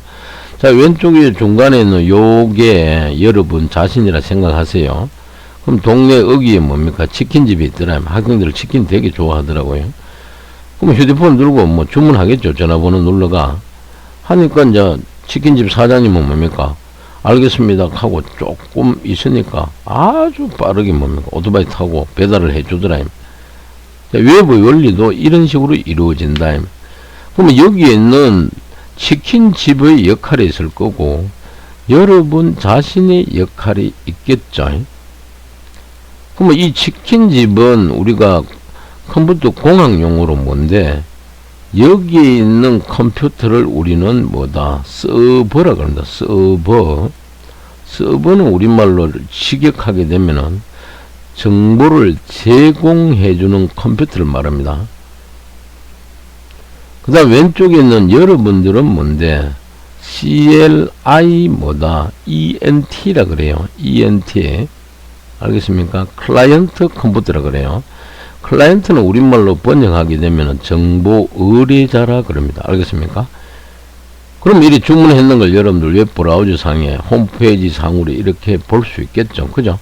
자, 요런 식으로 이루어지더라. 그러면 요 그림 1-11은 요청과 응답 과정을 이렇게 표현하는데, 요거는 우리 교재 페이지 28페이지 메뉴에 가게 되면은 웹은 요청과 응답이라는 간단한 형태로 동작한다. 그래서 치킨을 주문하는 과정으로 요청과 응답을 살펴보겠다면, 그래서 우선 치킨집의 전화번호를 찾아 전화를 걸어. 그럼 전화 거는 사람은 누굽니까? 여러분 자신이 되겠죠. 집 주소와 메뉴를 말한다. 그래서 교재 보니까 여기는 서울특별시 강서구 마곡동이고요. 양념치킨 2마리 배달해 주세요. 이렇게 되어 있죠.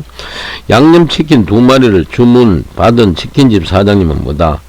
주문에 맞게 닭을 조리를 해서 해당 주소로 배달을 한다. 배달하는 게 응답이죠. 이 과정을 요청과 응답 그림으로 나타낸 게 그림 1-11 요놈이다. 자, 이제 컴퓨터 세계로 살펴보겠다. 그러면 웹서버는 치킨집과 같다. 자, 오른쪽 이걸 치킨집, 웹서버. 그리고 치킨집처럼 주소가 있다. 이처럼 웹에서 어떤 대상을 구분하는 주소를 뭐다? URL이라고 한다. 그래서 우리 강의 잘 보니까 URL. 요거는 웹에서 어떤 대상을 구분하는 주소다. 그럼 우리가 브라우저 상에 요 메뉴에 보니까 요게, 요 주소 있죠, 요게. 자, 요게 의미가 있더라. 그래서 교재 보니까 URI도 있고 URL도 있어요. URI는 뭐다? 유니폼 리소스 아이덴티파이라고 되어 있어요. 그래서 요놈은 웹에서 어떤 대상을 구분하는 방법을 총칭하는 용어고, 그 다음 URL 있죠. 이거는 우리 교재에 보니까 오타가 났는데 고치기 바랍니다. 유니폼 리소스 아이덴티파이어가 아니고 아이덴티파이어를 삭제하고 LOCATOR로 바꾸세요. 로케이트라 그럽니다. 그래서 이 URL도 뭐다? URI의 일종이다. 이 외에도 뭐다? URN도 있고 데이터 URI도 있고 URC도 URI의 일종이지만 책 금유에서는 URL만 다루겠다. 이렇게 되어 있습니다. 그래서 웹브라우저에 원하는 웹서버의 주소 URL을 입력하면 웹브라우저에서는 뭐다? 웹페이지를 제공을 하더라면. 그래서 웹브라우저에 자 여기 보세요. 맨 앞에 여기 보면 https // 있죠. 요거 보일랑가 모르겠는데, 자 요거는 뭔데, 어떤 우리가 웹상에 파일에 접근할 때 사용하는 프로토콜 타입을 의미합니다. 하이퍼텍스트 프로토콜이 줄임말이고, 그래서 주소는 3가지 요소를 포함을 합니다. 그럼 앞에는 요 프로토콜, 즉 파일에 접근할 때 사용하는 프로토콜과 / 다음에 이 주소 있죠. www.naver.com 이란 게 있죠.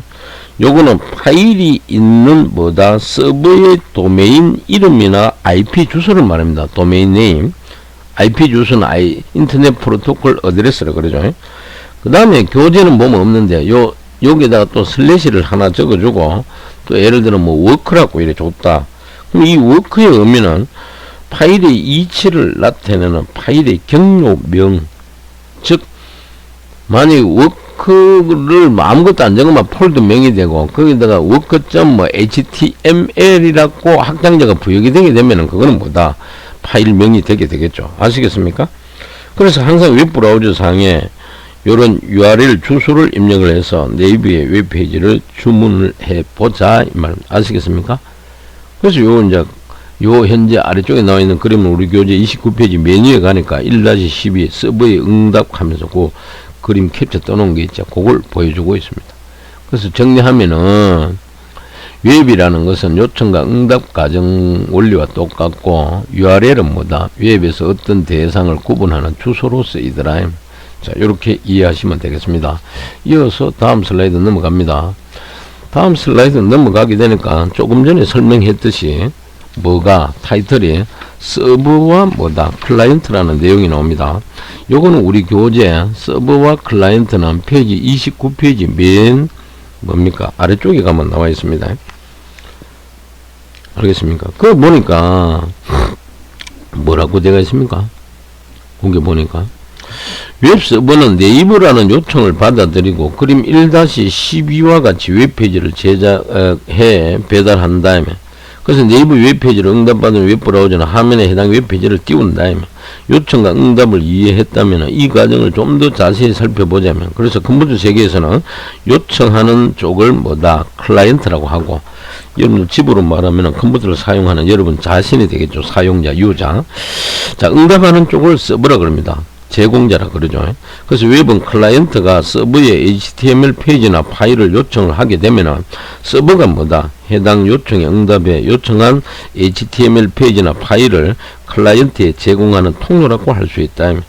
그래서 우리 강의 자료 오른쪽 메뉴에 보니까 그럼 1-13에 서버와 클라이언트라는 게 있죠. 그래서 메뉴에 여기를 보니까 서버 컴퓨터 모양이 있습니다. 이걸 서버라 그러죠. SER. 그래서 이제 서버는 간단하게 제공자라 그런다. 뭐 응답하는 쪽 컴퓨터. 그다음 아래쪽에는 여러 학생들이 있죠. 요거는 클라이언트, 사용자, 유저다. 뭐 어떤 정보를 요청하는 쪽이다. 그래서 다시 해석하면 서버는 뭔데? 정보를 제공해주는 컴퓨터를 말하고, 클라이언트는 뭡니까? 정보를 의뢰한 컴퓨터를 말한다. 알겠습니까? 특정 사람이라면은 정보를 제공하는 자, 이거는 정보 의뢰자가 되겠죠. 아시겠습니까? 자, 그렇게 이해하시면 되겠습니다. 알겠습니까? 그 다음 우리 교재 한 페이지 넘어가 30페이지 넘어가게 되면은 뭐라고 설명이 되어 있는데, 이때 서버에서 실행되는 프로그램을 우리는 뭐다? 서버 프로그램이라고 하고, 클라이언트에서 실행되는 프로그램을 클라이언트 프로그램이라고 한다. 그래서 우리 강의자로 보니까 서버 프로그램과 뭐다? 클라이언트 프로그램, 이래 두 가지로 분류해 가지고 정리가 되어 있습니다. 이해되겠습니까?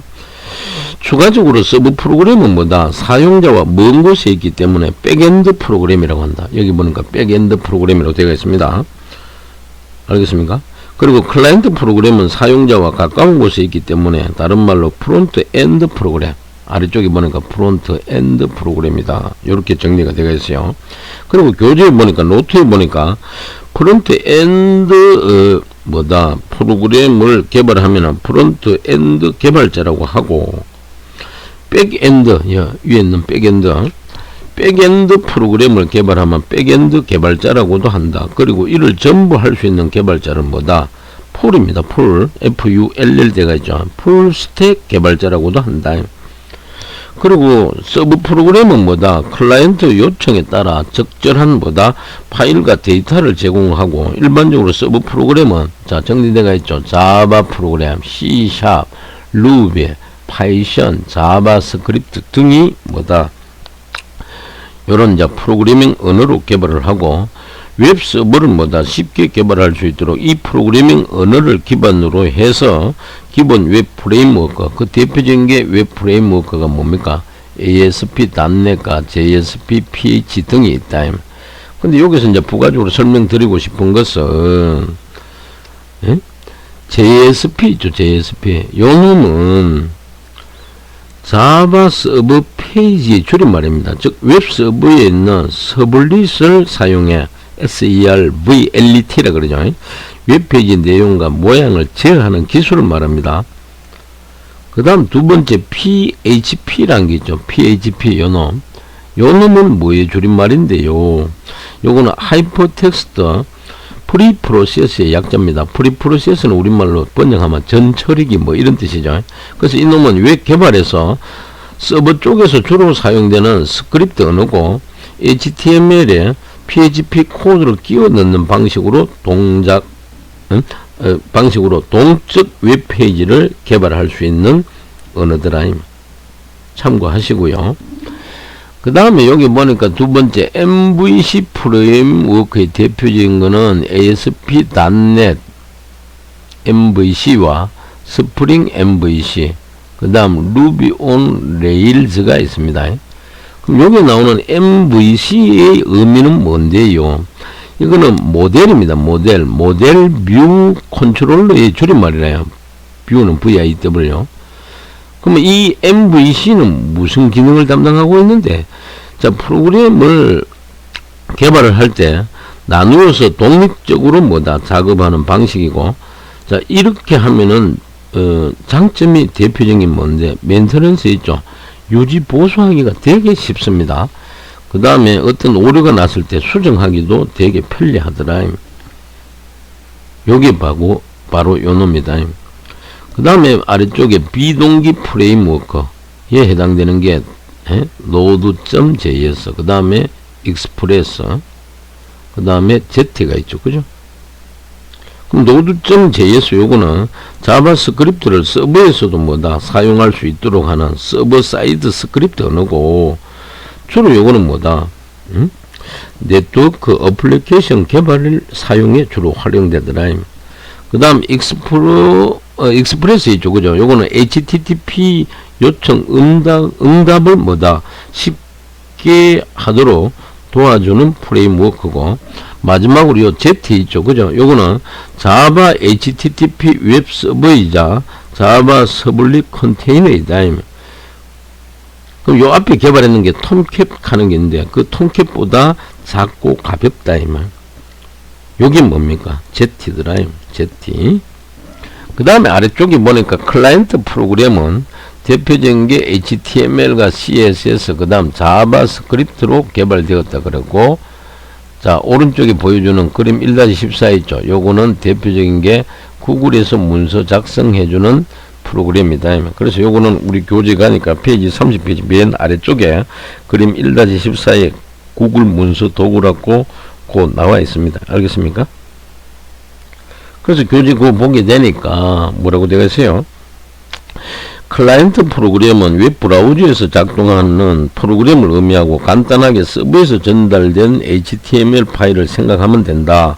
서버 프로그램과 달리 클라이언트 프로그램은 뭐다? 반드시 HTML과 CSS, 자바스크립트로 개발해야 되고, 클라이언트 프로그램은 HTML 요소를 생성하고 CSS로 뭐다? 디자인을 해서 자바스크립트로 뭐다? 프로그래밍 요소를 부여한다.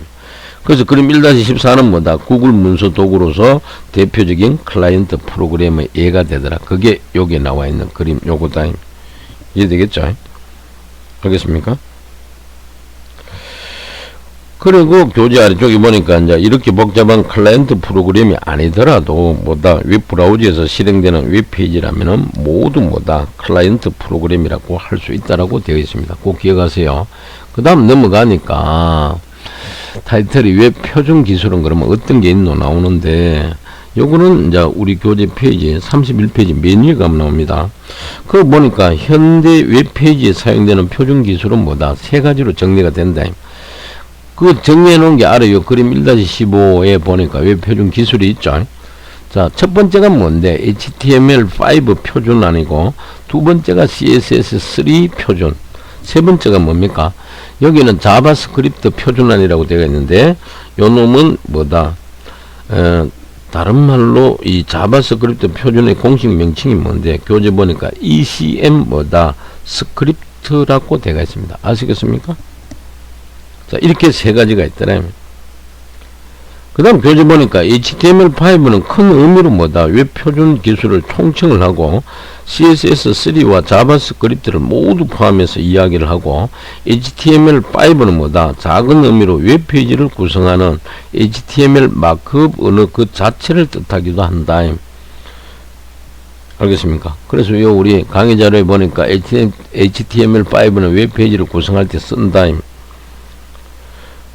그리고 교재 보니까 마크업은 웹페이지의 서식이나 구조를 표현하는 정보를 흔히 태그 또는 마크업 지시자라고 하고, 마크업 한다는 것은 HTML 언어로 웹페이지의 구조나 요소를 프로그래밍 한다고 이해하면 된다. 이렇게 되겠습니다. 그 다음 두 번째가 CSS3인데, 요거는 캐스케이드의 줄임말이에요. 그 다음에 스타일 시트의 줄임말인데, 캐스케이드는 우리가 사전적인 용어를 보게 되면은 작은 폭포, 또 직렬이라고 되어 있어. 시리얼. 그리고 폭포가 되어 가지고 떨어지다는 그런 의미를 내포하고 있습니다. 알겠습니까? 그래서 요 CSS는 HTML 페이지의 스타일을 지정하는 스타일 시트를 작성할 때 사용하는 언어고, 요 표준은 1996년부터 웹 표준으로 채택을 했고, 하지만 초기에는 굉장히 기본적인 스타일밖에 지정할 수 없었다. 그래서 이러한 불만에 대응하고자 그레이디언트하고 회전, 애니메이션 등 기능을 추가한 CSS3를 몇 년도 2013년도에 발표하게 됩니다. 그리고 스타일 시트는 현대 웹페이지에서 매우 중요한 역할을 수행하고 그림 1-16은 네이버 메인 페이지에 스타일 시트를 적용하기 전과 후의 모습을 보여주고 있습니다. 그래서 단순한 웹 문서에 스타일 시트를 적용해야 익숙한 네이버 메인 페이지가 되고 스타일 시트는 6장에 걸쳐 가지고 차근차근하게 설명을 해 주겠더라고 우리 교재되어 있습니다. 그래서 정리하면은 그림 1-15에 보게 되니까 HTML5는 웹페이지 구성할 때, 그 다음에 CSS3는 스타일을 적용할 때, 자바스크립트는 주로 사용자 반응 처리 등을 담당하고 있다. 자, 이렇게 되어 있습니다. 아시겠습니까? 그 다음 아래쪽에 보게 되니까 큰 의미 있죠. 여기 큰 의미는 HTML5의 큰 의미를 말합니다. 그래서 거기 큰 의미는 웹 표준 기술을 총칭을 하고 CSS3와 자바스크립트 모두를 포함하고 있다. 알겠습니까? 요걸 포함해서 이야기를 한다. 그 다음 HTML5의 작은 의미는 웹페이지를 구성하는 HTML 마크업 언어 그 자체를 뜻하기도 하더라. 그래서 큰 의미와 작은 의미는 요런 내용이라는 걸 꼭 기억하시고요. 이어서 다음 슬라이드 넘어가게 되면은 자, CSS 캐스케이드 스타일 시트라고 요 정리가 되어 있죠. 그죠? 그래서 요 놈은 우리 교재 페이지 31페이지 맨 아래 가면 나와 있습니다. 그래서 요 놈은 HTML 페이지에 스타일을 지정하는 스타일 시트를 작성할 때 사용하는 언어가 CSS고 현재 웹페이지에서 매우 중요한 역할을 담당하고 있다. 그래서 왼쪽 A 그림은 스타일 시트 적용하기 전이다. 그러니까 순수한 텍스트 문서처럼 보이죠. 근데 오른쪽 B는 뭡니까? 스타일 시트를 적용을 했다. CSS를 통해가. 그런 건 뭡니까? 조금 홈페이지 인트로 화면에 되게 좀 화려하죠. 그래서 아래쪽에 그림 1-16에 보니까 네이버 메인 페이지의 스타일 시트 적용 전후의 모습을 정리했다라고 이렇게 나옵니다. 그 다음 아래쪽에는 자바스크립트에 대해서 설명을 하고 있는데 이거는 우리 교재 페이지 32페이지 맨 위에 가면 나옵니다. 자, 그거 보니까 자바스크립트는 HTML 페이지에서 사용자 반응 등을 처리하는 스크립트를 작성하는 언어고 1994년 넷스케이프의 브랜든 아이크가 개발하여 초기에는 모카라는 이름으로 불렀지만 자바스크립트라는 이름으로 정식 출시된다라고 되어 있습니다. 이후 이제 유럽 컴퓨터 제조협회, 그게 ECMA다. 유로피안 컴퓨터 매뉴팩처스 어소시에이션의 줄임말이죠. 이 ECMA에서 정식으로 ECMA 스크립트 표준이라는 이름으로 표준을 만든다. 이것으로 자바스크립트의 표준 명칭은 ECMA 스크립트가 되었고, 다만 많은 사람이 계속해서 자바스크립트라는 이름을 사용하므로 책에서도 자바스크립트 명칭을 사용한다. 그래서 우리 강의자를 중간에 보니까 그림 1-17에 유럽 컴퓨터 제조 협회의 줄임말이 ECMA라고 이렇게 정리되어 있습니다. 그래서 자바스크립트의 표준 명칭은 요걸 따서 ECMA 스크립트라 그러고, HTML 페이지에서 사용자 반응 등을 처리하는 스크립트를 작성하는 언어가 자바스크립트고, 그리고 이놈은 클라이언트 웹 개발을 하기 위해 만들었지만 현재는 서버뿐만 아니라 로봇 개발에도 주로 사용되더라. 자바스크립트가 이 정도로 좀 강력하다, 이런 의미를 가지고 있습니다. 이어서 다음 슬라이드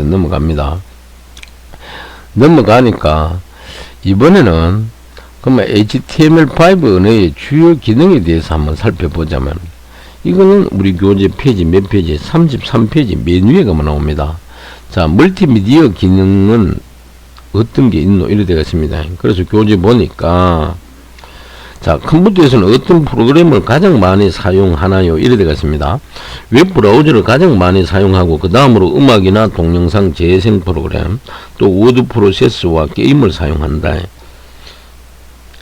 그리고 웹브라우저에서 음악과 동영상 재생은 물론 온라인 게임까지 할 수 있다면 어떤 일이 벌어질까요? 아마 다른 프로그램이 필요 없게 될 것입니다. 그래서 HTML5는 이러한 기능을 모두 추가했고, HTML5에 추가된 기능을 간단히 살펴보니까 첫 번째 멀티미디어 기능을 담당하는 것은 기존 웹페이지는 스스로 동영상이나 음악을 재생할 수 없었는데, 그 교재 보니까 저는 2010년 이전에도 유튜브에서 동영상을 시청했는데요. 이래 되겠습니다. 이때는 뭐다? 플래시라는 플러그인 프로그램을 사용해 가지고 동영상을 재생했다. 하지만 HTML5가 등장하면서 뭐다? 오늘날은 이 플러그인 프로그램 도움 없이도 뭡니까? 음악과 동영상을 뭐다? 재생할 수 있더라. 이게 멀티미디어 기능이고, 두 번째 뭐다? 그래픽 기능도 있더라. 이 그래픽 기능은 HTML5는 하드웨어의 가속을 밟아가지고 2차원 그래픽과 3차원 그래픽을 모두 구현할 수 있다. 그래서 HTML5는 다음 두 가지 방법으로 2차원 그래픽을 구현한다. 그런데 2차원 그래픽 구현은 두 가지 기술이 뭐다? 요놈이다. 첫 번째는 HTML 태그를 사용해서 2차원 벡터 그래픽을 구현한다. 벡터 그래픽 구현 방법은 좌표를 이용하는 거죠. 그래서 이미지가 되게 미려합니다. 아름답습니다. 두 번째, 자바스크립트 캔버스를 사용해서 2차원 레스터 그래픽을 구현한다. 이거는 이제 BMP 기법이죠. 그 다음 3차원 그래픽 구현은 뭐 어떻게 하는데, 그거 보니까 첫 번째가 뭔데? CSS3를 사용해가 3차원 그래픽을 구현을 하게 되고, 두 번째는 자바스크립트 웹GL을 활용을 해가 3차원 그래픽을 구현할 수가 있더라. 이해되겠습니까? 그 다음에 교재 그 33페이지 맨 아래쪽에 노트에 보게 되니까 캔버스는 뭐다? HTML5에서 추가된 요소로 자바스크립트를 사용해 가지고 2D 그래픽과 3D 그래픽을 구현하고, 웹GL도 캔버스를 사용한 예가 된다라고 설명을 하고 있습니다. 이어서 다음 슬라이드 넘어갑니다. 넘어가니까 타이틀이 뭐다? CSS3를 사용해 3차원 뭐다? 그래픽을 구현한, 자, 3차원 그래픽을 구현한 예라고 되어 있죠. 요거는 우리 교재 페이지 34페이지 맨 위에 가면 나옵니다. 자, 그림이 두 가지가 있는데 아래쪽에 보니까 우리 교재가 보면 그림 1-18의 A 그림이 있고, 오른쪽은 뭐가 나옵니까? 예? B 그림이 있습니다. 알겠습니까? 그래서 그 교재 보니까 요 CSS3를 사용해가 3차원 그래픽을 구현한 A가 이렇게 두 가지로 정리가 되어 있는데, 요 A 그림은 뭐다? 요거는 CSS3를 사용해가 만든 그림 모형을 보여주고 있고, 오른쪽 B 있죠. 요 놈은 웹GL을 사용해 가지고 개발한 유비소프트의 게임을 보여주고 있다. 그래서 이 두 기술 모두 뭐다? 클라이언트 웹 개발의 최상급 수준에 해당하므로 책에서는 자세히 다루지 않습니다라고 되어 있습니다. 그래서 이러한 것도 있구나 하는 걸 여러분들이 육안으로 확인해 보라고 이렇게 첨부시켜 놓은 겁니다. 그 다음 이어서 다음 슬라이드 넘어갑니다. 다음 슬라이드 넘어가니까 앞에서 했는 내용이 계속 이어집니다. HTML5의 주요 기능, 이번에는 뭡니까? 세 번째로 통신 기능에 대해서 설명하고 있습니다. 이해되겠습니까? 이건 우리 교재 35페이지 맨 위에 가면 나옵니다. 그거 보니까 HTML5는 서버와 소켓 통신을 할 수가 있고, 지금까지 HTML 페이지는 서버의 데이터를 요청해서 받아 모으는 단방향 방식으로 구현되었다. 단방향 방식, 심플렉스라 그러죠. 대표적인 게 우리가 뭐 TV, 라디오 이런 시스템이 여기 해당됩니다. 하지만 HTML5에서는 서버와 실시간은 뭐다? 쌍방향 통신을 수행할 수 있어 가지고 웹에서 실시간 채팅이나 온라인 게임을 즐길 수가 있다. 쌍방향 통신은 풀더플렉스 방식, 대표적인 게 뭡니까? 우리가 전화기라든지 휴대폰 이런 게 되겠죠. 그죠? 그러면 뭐 무전기 이런 거는 하프 더플렉스라 그럽니다. 알겠죠? 그래서 통신 기능을 정리하면은 서버와 실시간 리얼타임이다. 쌍방향 통신을 수행할 수 있고, 웹에서 실시간 채팅과 다수의 사람과 온라인 게임도 즐길 수 있고, 고객센터에 문의 답변도 실시간으로 가능하더라. 그 다음 아래쪽에 1- 그림 1-19에 보니까 지렁이 키우기 게임이 있죠. 그죠? 실터.io라고 되어 있나? 예? 이거 하면 지렁이가 이러면 계속 꿈틀꿈틀 움직이면서 키우는 그림. 자, 이렇게 나와 있습니다. 게임에. 자, 참고하시기 바랍니다. 통신기능을 통해서 가능하다면. 그 다음 이어서 다음 슬라이드 넘어가니까 HTML5 주요 기능 중에 네 번째로 장치 접근과 마지막으로 오프라인 및 저장소 기능도 있더라. 그래서 요거는 우리 교재 페이지 몇 페이지 가는데 36페이지 가보세요. 그 맨 위에 보면은 나옵니다. 자, HTML5는 장치에 접근을 해서 장치 정보, 예를 들어 뭐 배터리 잔량이라든지 현재 위치 등을 가져오거나 장치 기능, 예를 들어 알람 등을 사용할 수가 있다. 그래서 스마트폰의 웹브라우저로 실행한 구글 지도라든지 네이버 지도가 GPS를 사용해 현재 위치를 확인할 수 있는 것이 대표적인 장치 접근의 예다.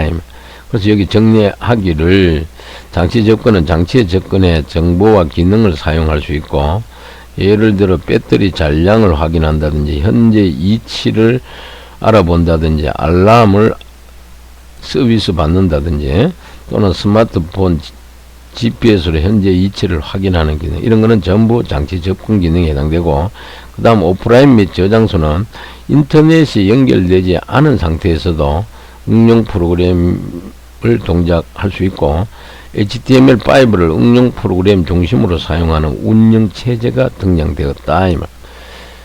알겠습니까?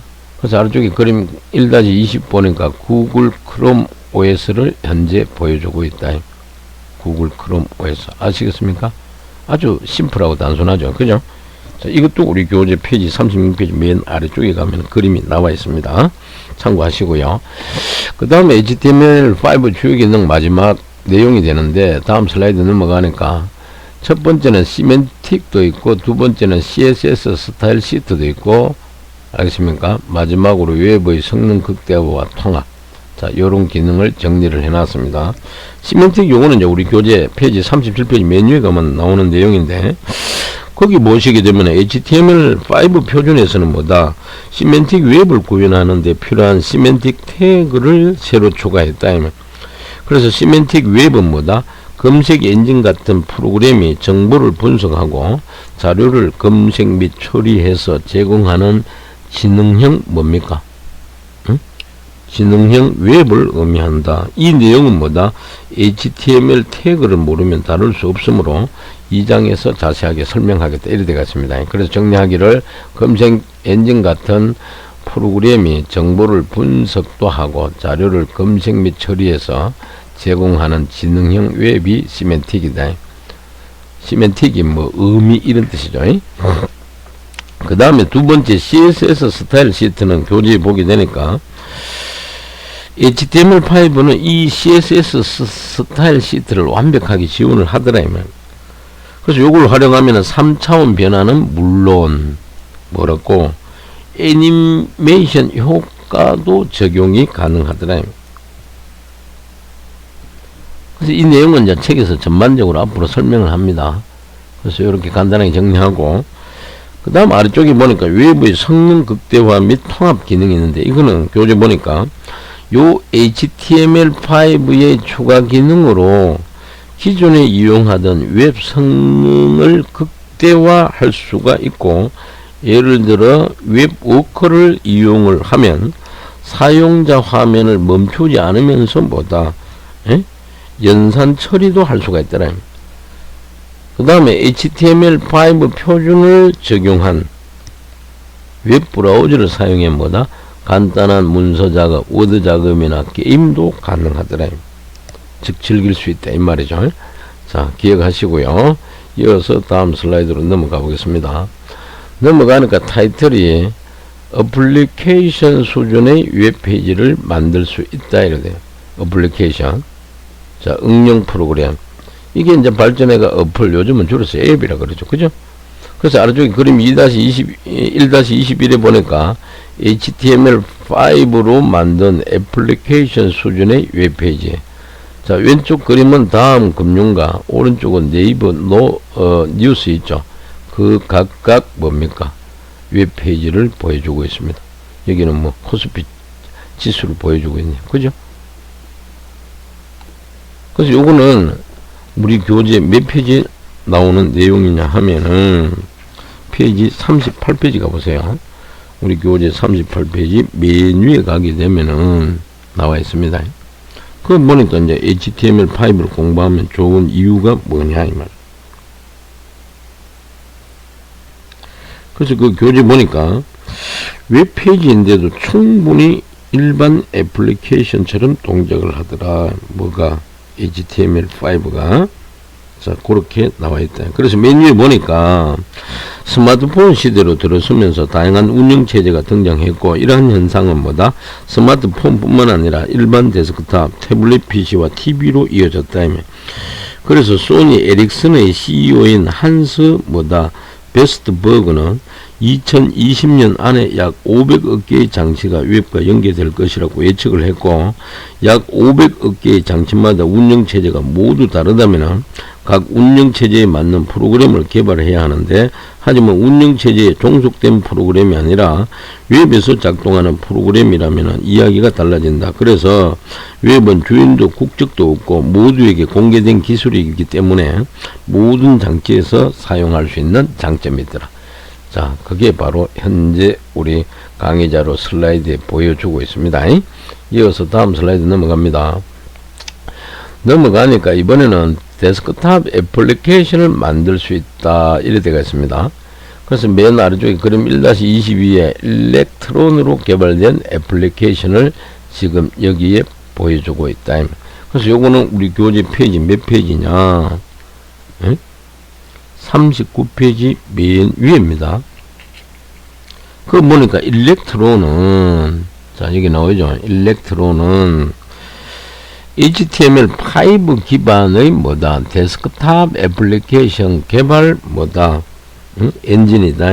그래서 2013년에 깃허브는 아톰 에디터를 만들려고, 편집기 프로그램이죠. 아톰 쉘이라는 이름으로 개발되었는데, 이후 뭐다?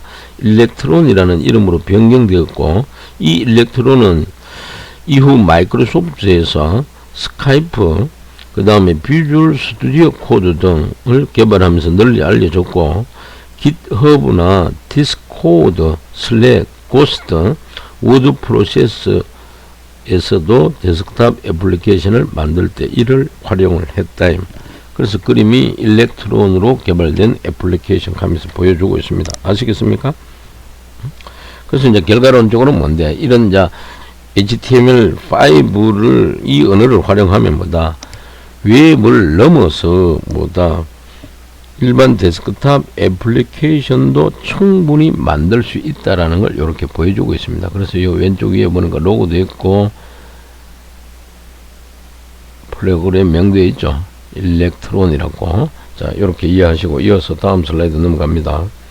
넘어가니까 이번에 나오는 요 그림 내용은 우리 교재 페이지 맨 39페이지 맨 아래에 가면 나오는 내용입니다. 그거 보니까 리액트 뭐다? 네이티브를 사용을 해서 모바일 애플리케이션을 만들 수 있다, 이렇게 되어 있습니다. 그래서 그거 보니까 2012년 전으로 어도비의 폰갭을 사용해 HTML로 모바일 애플리케이션을 만드는 다양한 시도가 있었다면, 하지만 폰갭은 몇 가지 성능 문제가 있었다. 아시겠습니까? 그래서 페이스북 같은 경우는 폰갭 성능에 만족하지 못했고 모바일 어플리케이션을 만들 수 있는 리액트 네이티브 엔진을 개발을 했다 이 말입니다. 그래서 이 리액트 네이티브를 사용하면은 HTML5로 개발을 했을 때 내부적으로 안드로이드와 아이폰에 맞는 네이티브 코드로 변환이 된다. 즉 간단하게 해당 스마트폰이 가장 만족하는 프로그래밍 언어로 작성된 코드를 말한다. 그래서 이 정리하기를 HTML5로 개발, 내부적으로 안드로이드와 아이폰에 맞는 뭐다? 네이티브 코드로 변환이 된다. 이해되겠습니까? 이것으로 뭐다? 성능 문제를 해결을 했다. 그리고 굉장히 유명한 애플리케이션들이 리액트 네이티브로 개발되었고, 대표적인 게 뭐다? 응? 응? 페이스북, 이해되겠습니까? 그 다음 인스타그램, 핀터레스트, 그 다음에 스카이프, 우버, 그 다음 텐센트, QQ 등이 리액티브 네이티브로 개발된 대표적인 애플리케이션이더라. 그래서 아래쪽에 그림 1-23에 보니까 리액트 네이티브로 개발된 모바일 애플리케이션이라고, 자, 그림을 캡처 떠가지고 이렇게 각 어플 이미지를 올려놨습니다. 알겠습니까?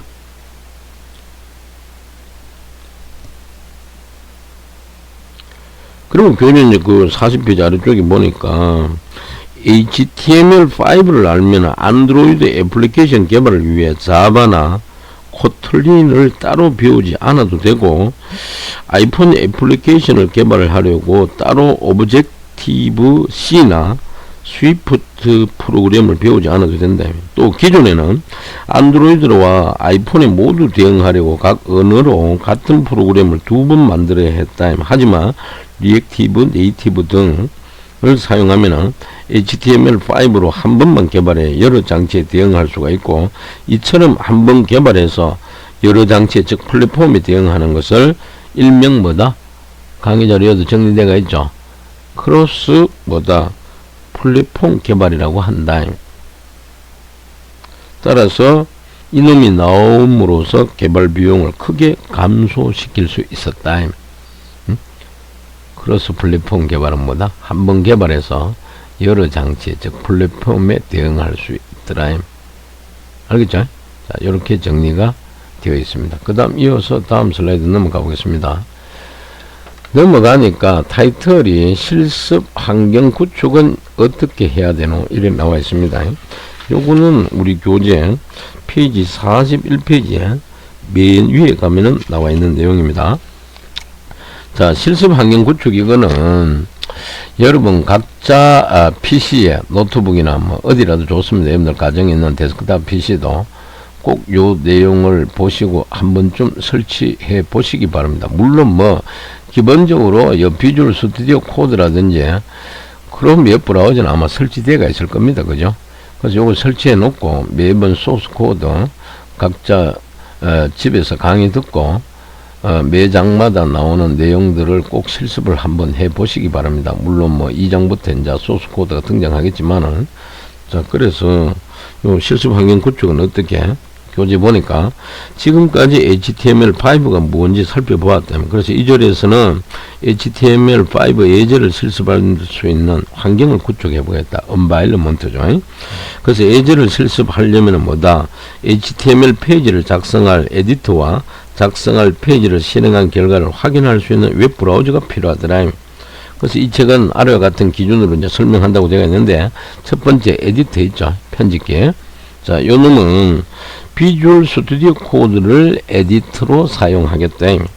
그래서 비주얼 스튜디오 코드는 무료이며 HTML, 자, 이 무료, 이게 장점이죠. HTML과 CSS, 자바스크립트 등 웹 기술만으로 만든 데스크탑 어플리케이션이더라. 그래서 현재 오늘날 웹 개발에서 가장 많이 사용되는 게 뭐다? 에디터 프로그램으로 대표적인 게 비주얼 스튜디오 코드다. 그 다음 두 번째, 웹 브라우저가 나오는데, 이거는 우리 구글 크롬 공식 사이트 있죠. 우리 교재 가면 그 나와 있습니다. www.google.com 슬래시하고 크롬이라고 되어 있네요. 인터넷 주소가. 그래서 구글에서 개발한 크롬을 쓰겠다. 웹 브라우저라면.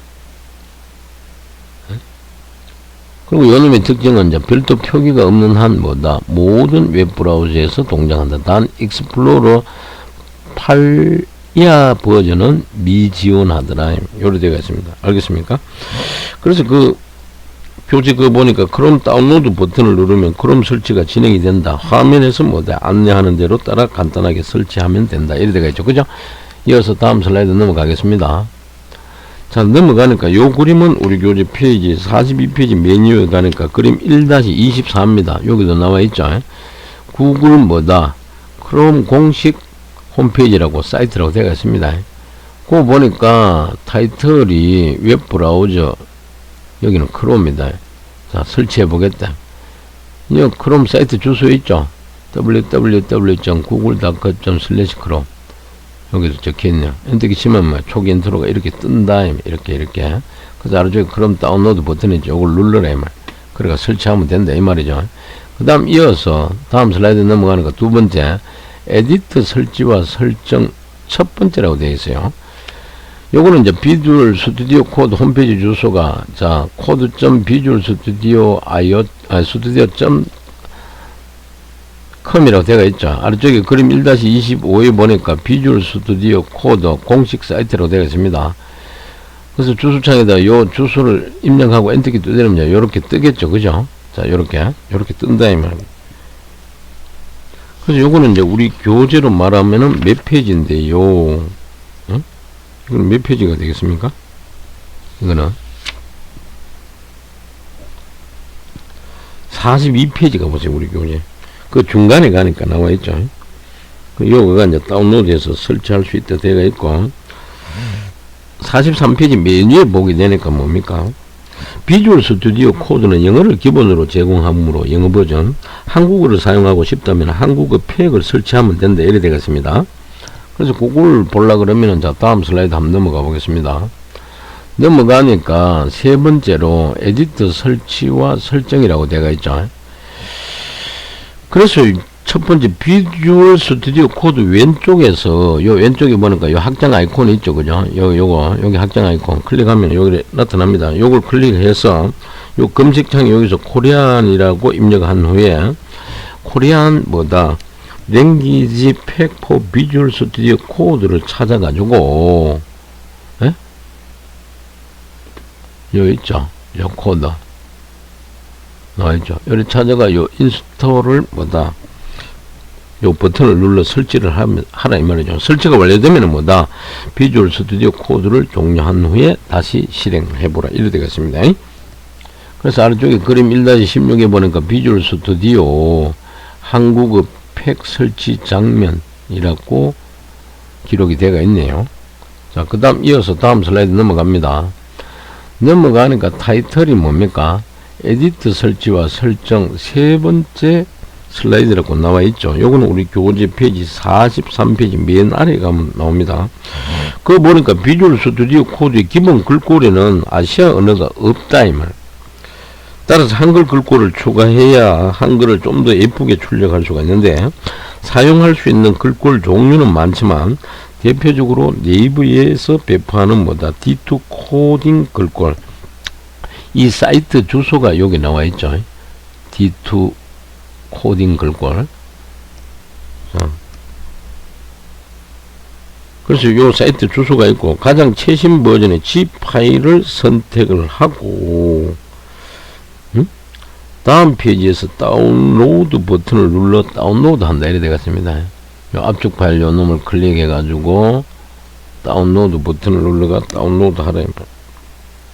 그리고 앞쪽을 풀고 뭡니까? D2 코딩 올 폴더에 있는 파일을 클릭해서 실행한 후에 설치 버튼을 누르면은 설치가 된다 이 말입니다. 아시겠습니까? 그래서 맨 아래쪽에 그림 1-20 7하고 뭐라고 우리 교재에 적혀 있습니까? 코딩 글꼴 설치라고 되어 있죠. 그죠? 자, 그 다음 이어서 다음 슬라이드 넘어가 보겠습니다. 자, 넘어가니까 타이틀이 에디터 설치와 설정 4라고 되어 있습니다. 요 D2 코딩 글꼴 사이트 주소가 여기 나와 있어요. 그래서 요 놈은 우리 교재 몇 페이지입니까? 43페이지 맨 아래에 가면 되겠네요. 그죠? 그리고 요 아래쪽에 요 그림 있죠. 요거는 우리 교재 45페이지 가니까 그림 1-28이 나옵니다. 그거 보니까 비주얼 스튜디오 코드에 코딩 글꼴 등록하는 과정이라고 나와 있죠. 그죠?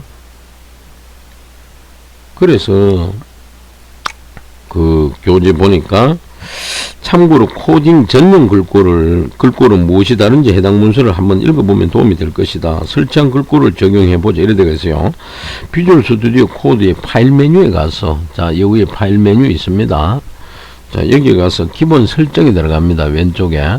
그 다음 오른쪽에 셋업 있죠. 설정을 클릭을 하라. 즉, 요 설정 메뉴를 선택하고 설정 화면의 에디터 폰트 패밀리에서 폰트 패밀리 있죠. 여기 있습니다. 여기다가 뭐다 D2 코딩을 입력을 하고 이 설정 화면에서 글꼴 크기 등도 조정할 수 있으니 원하는 대로 설정해 보기 바란다. 이래 되겠습니다. 아시겠습니까? 자, 이렇게 설정하라 이 말이죠. 그러면 이어서 다음 슬라이드 넘어갑니다. 넘어가니까 화면 정가운데 뭐다 땡큐 되어 있죠. 감사합니다. 여러분 감사합니다. 이렇게 되어 있습니다. 자, 오늘 웹 기초 프로그래밍 교과목 제1주차 강의를 교수님이 여기까지 했습니다. 그래서 끝으로 여러분들에게 간단하게 한두 가지 말씀을 드리고 오늘 강의를 모두 마치도록 하겠습니다. 알겠습니까?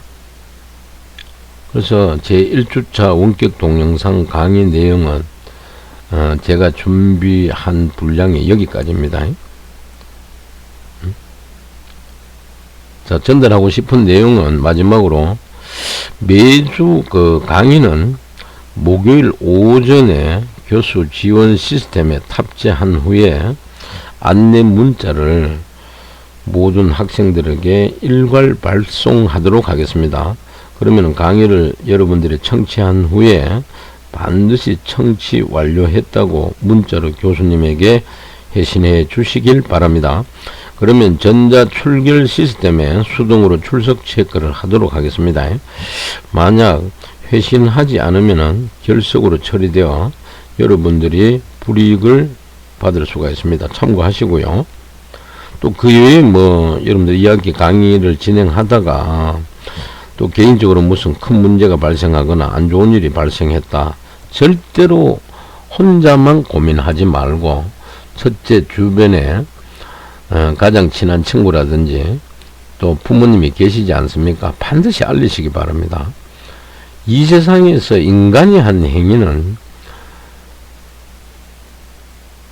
혼자 고민하면 안 풀리는 일들도 주변의 모든 지인분, 가족, 형제분들하고 또 뭐 학교 같으면 교수님들하고 상담해서 의논을 하면 반드시 해결할 수 있습니다.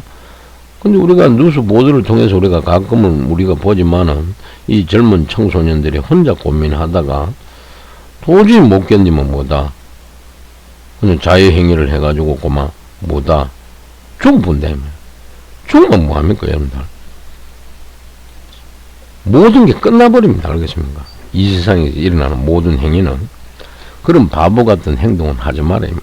물론 여러분들은 현명한 친구들이니까 그런 바보 같은 짓은 안 하겠죠.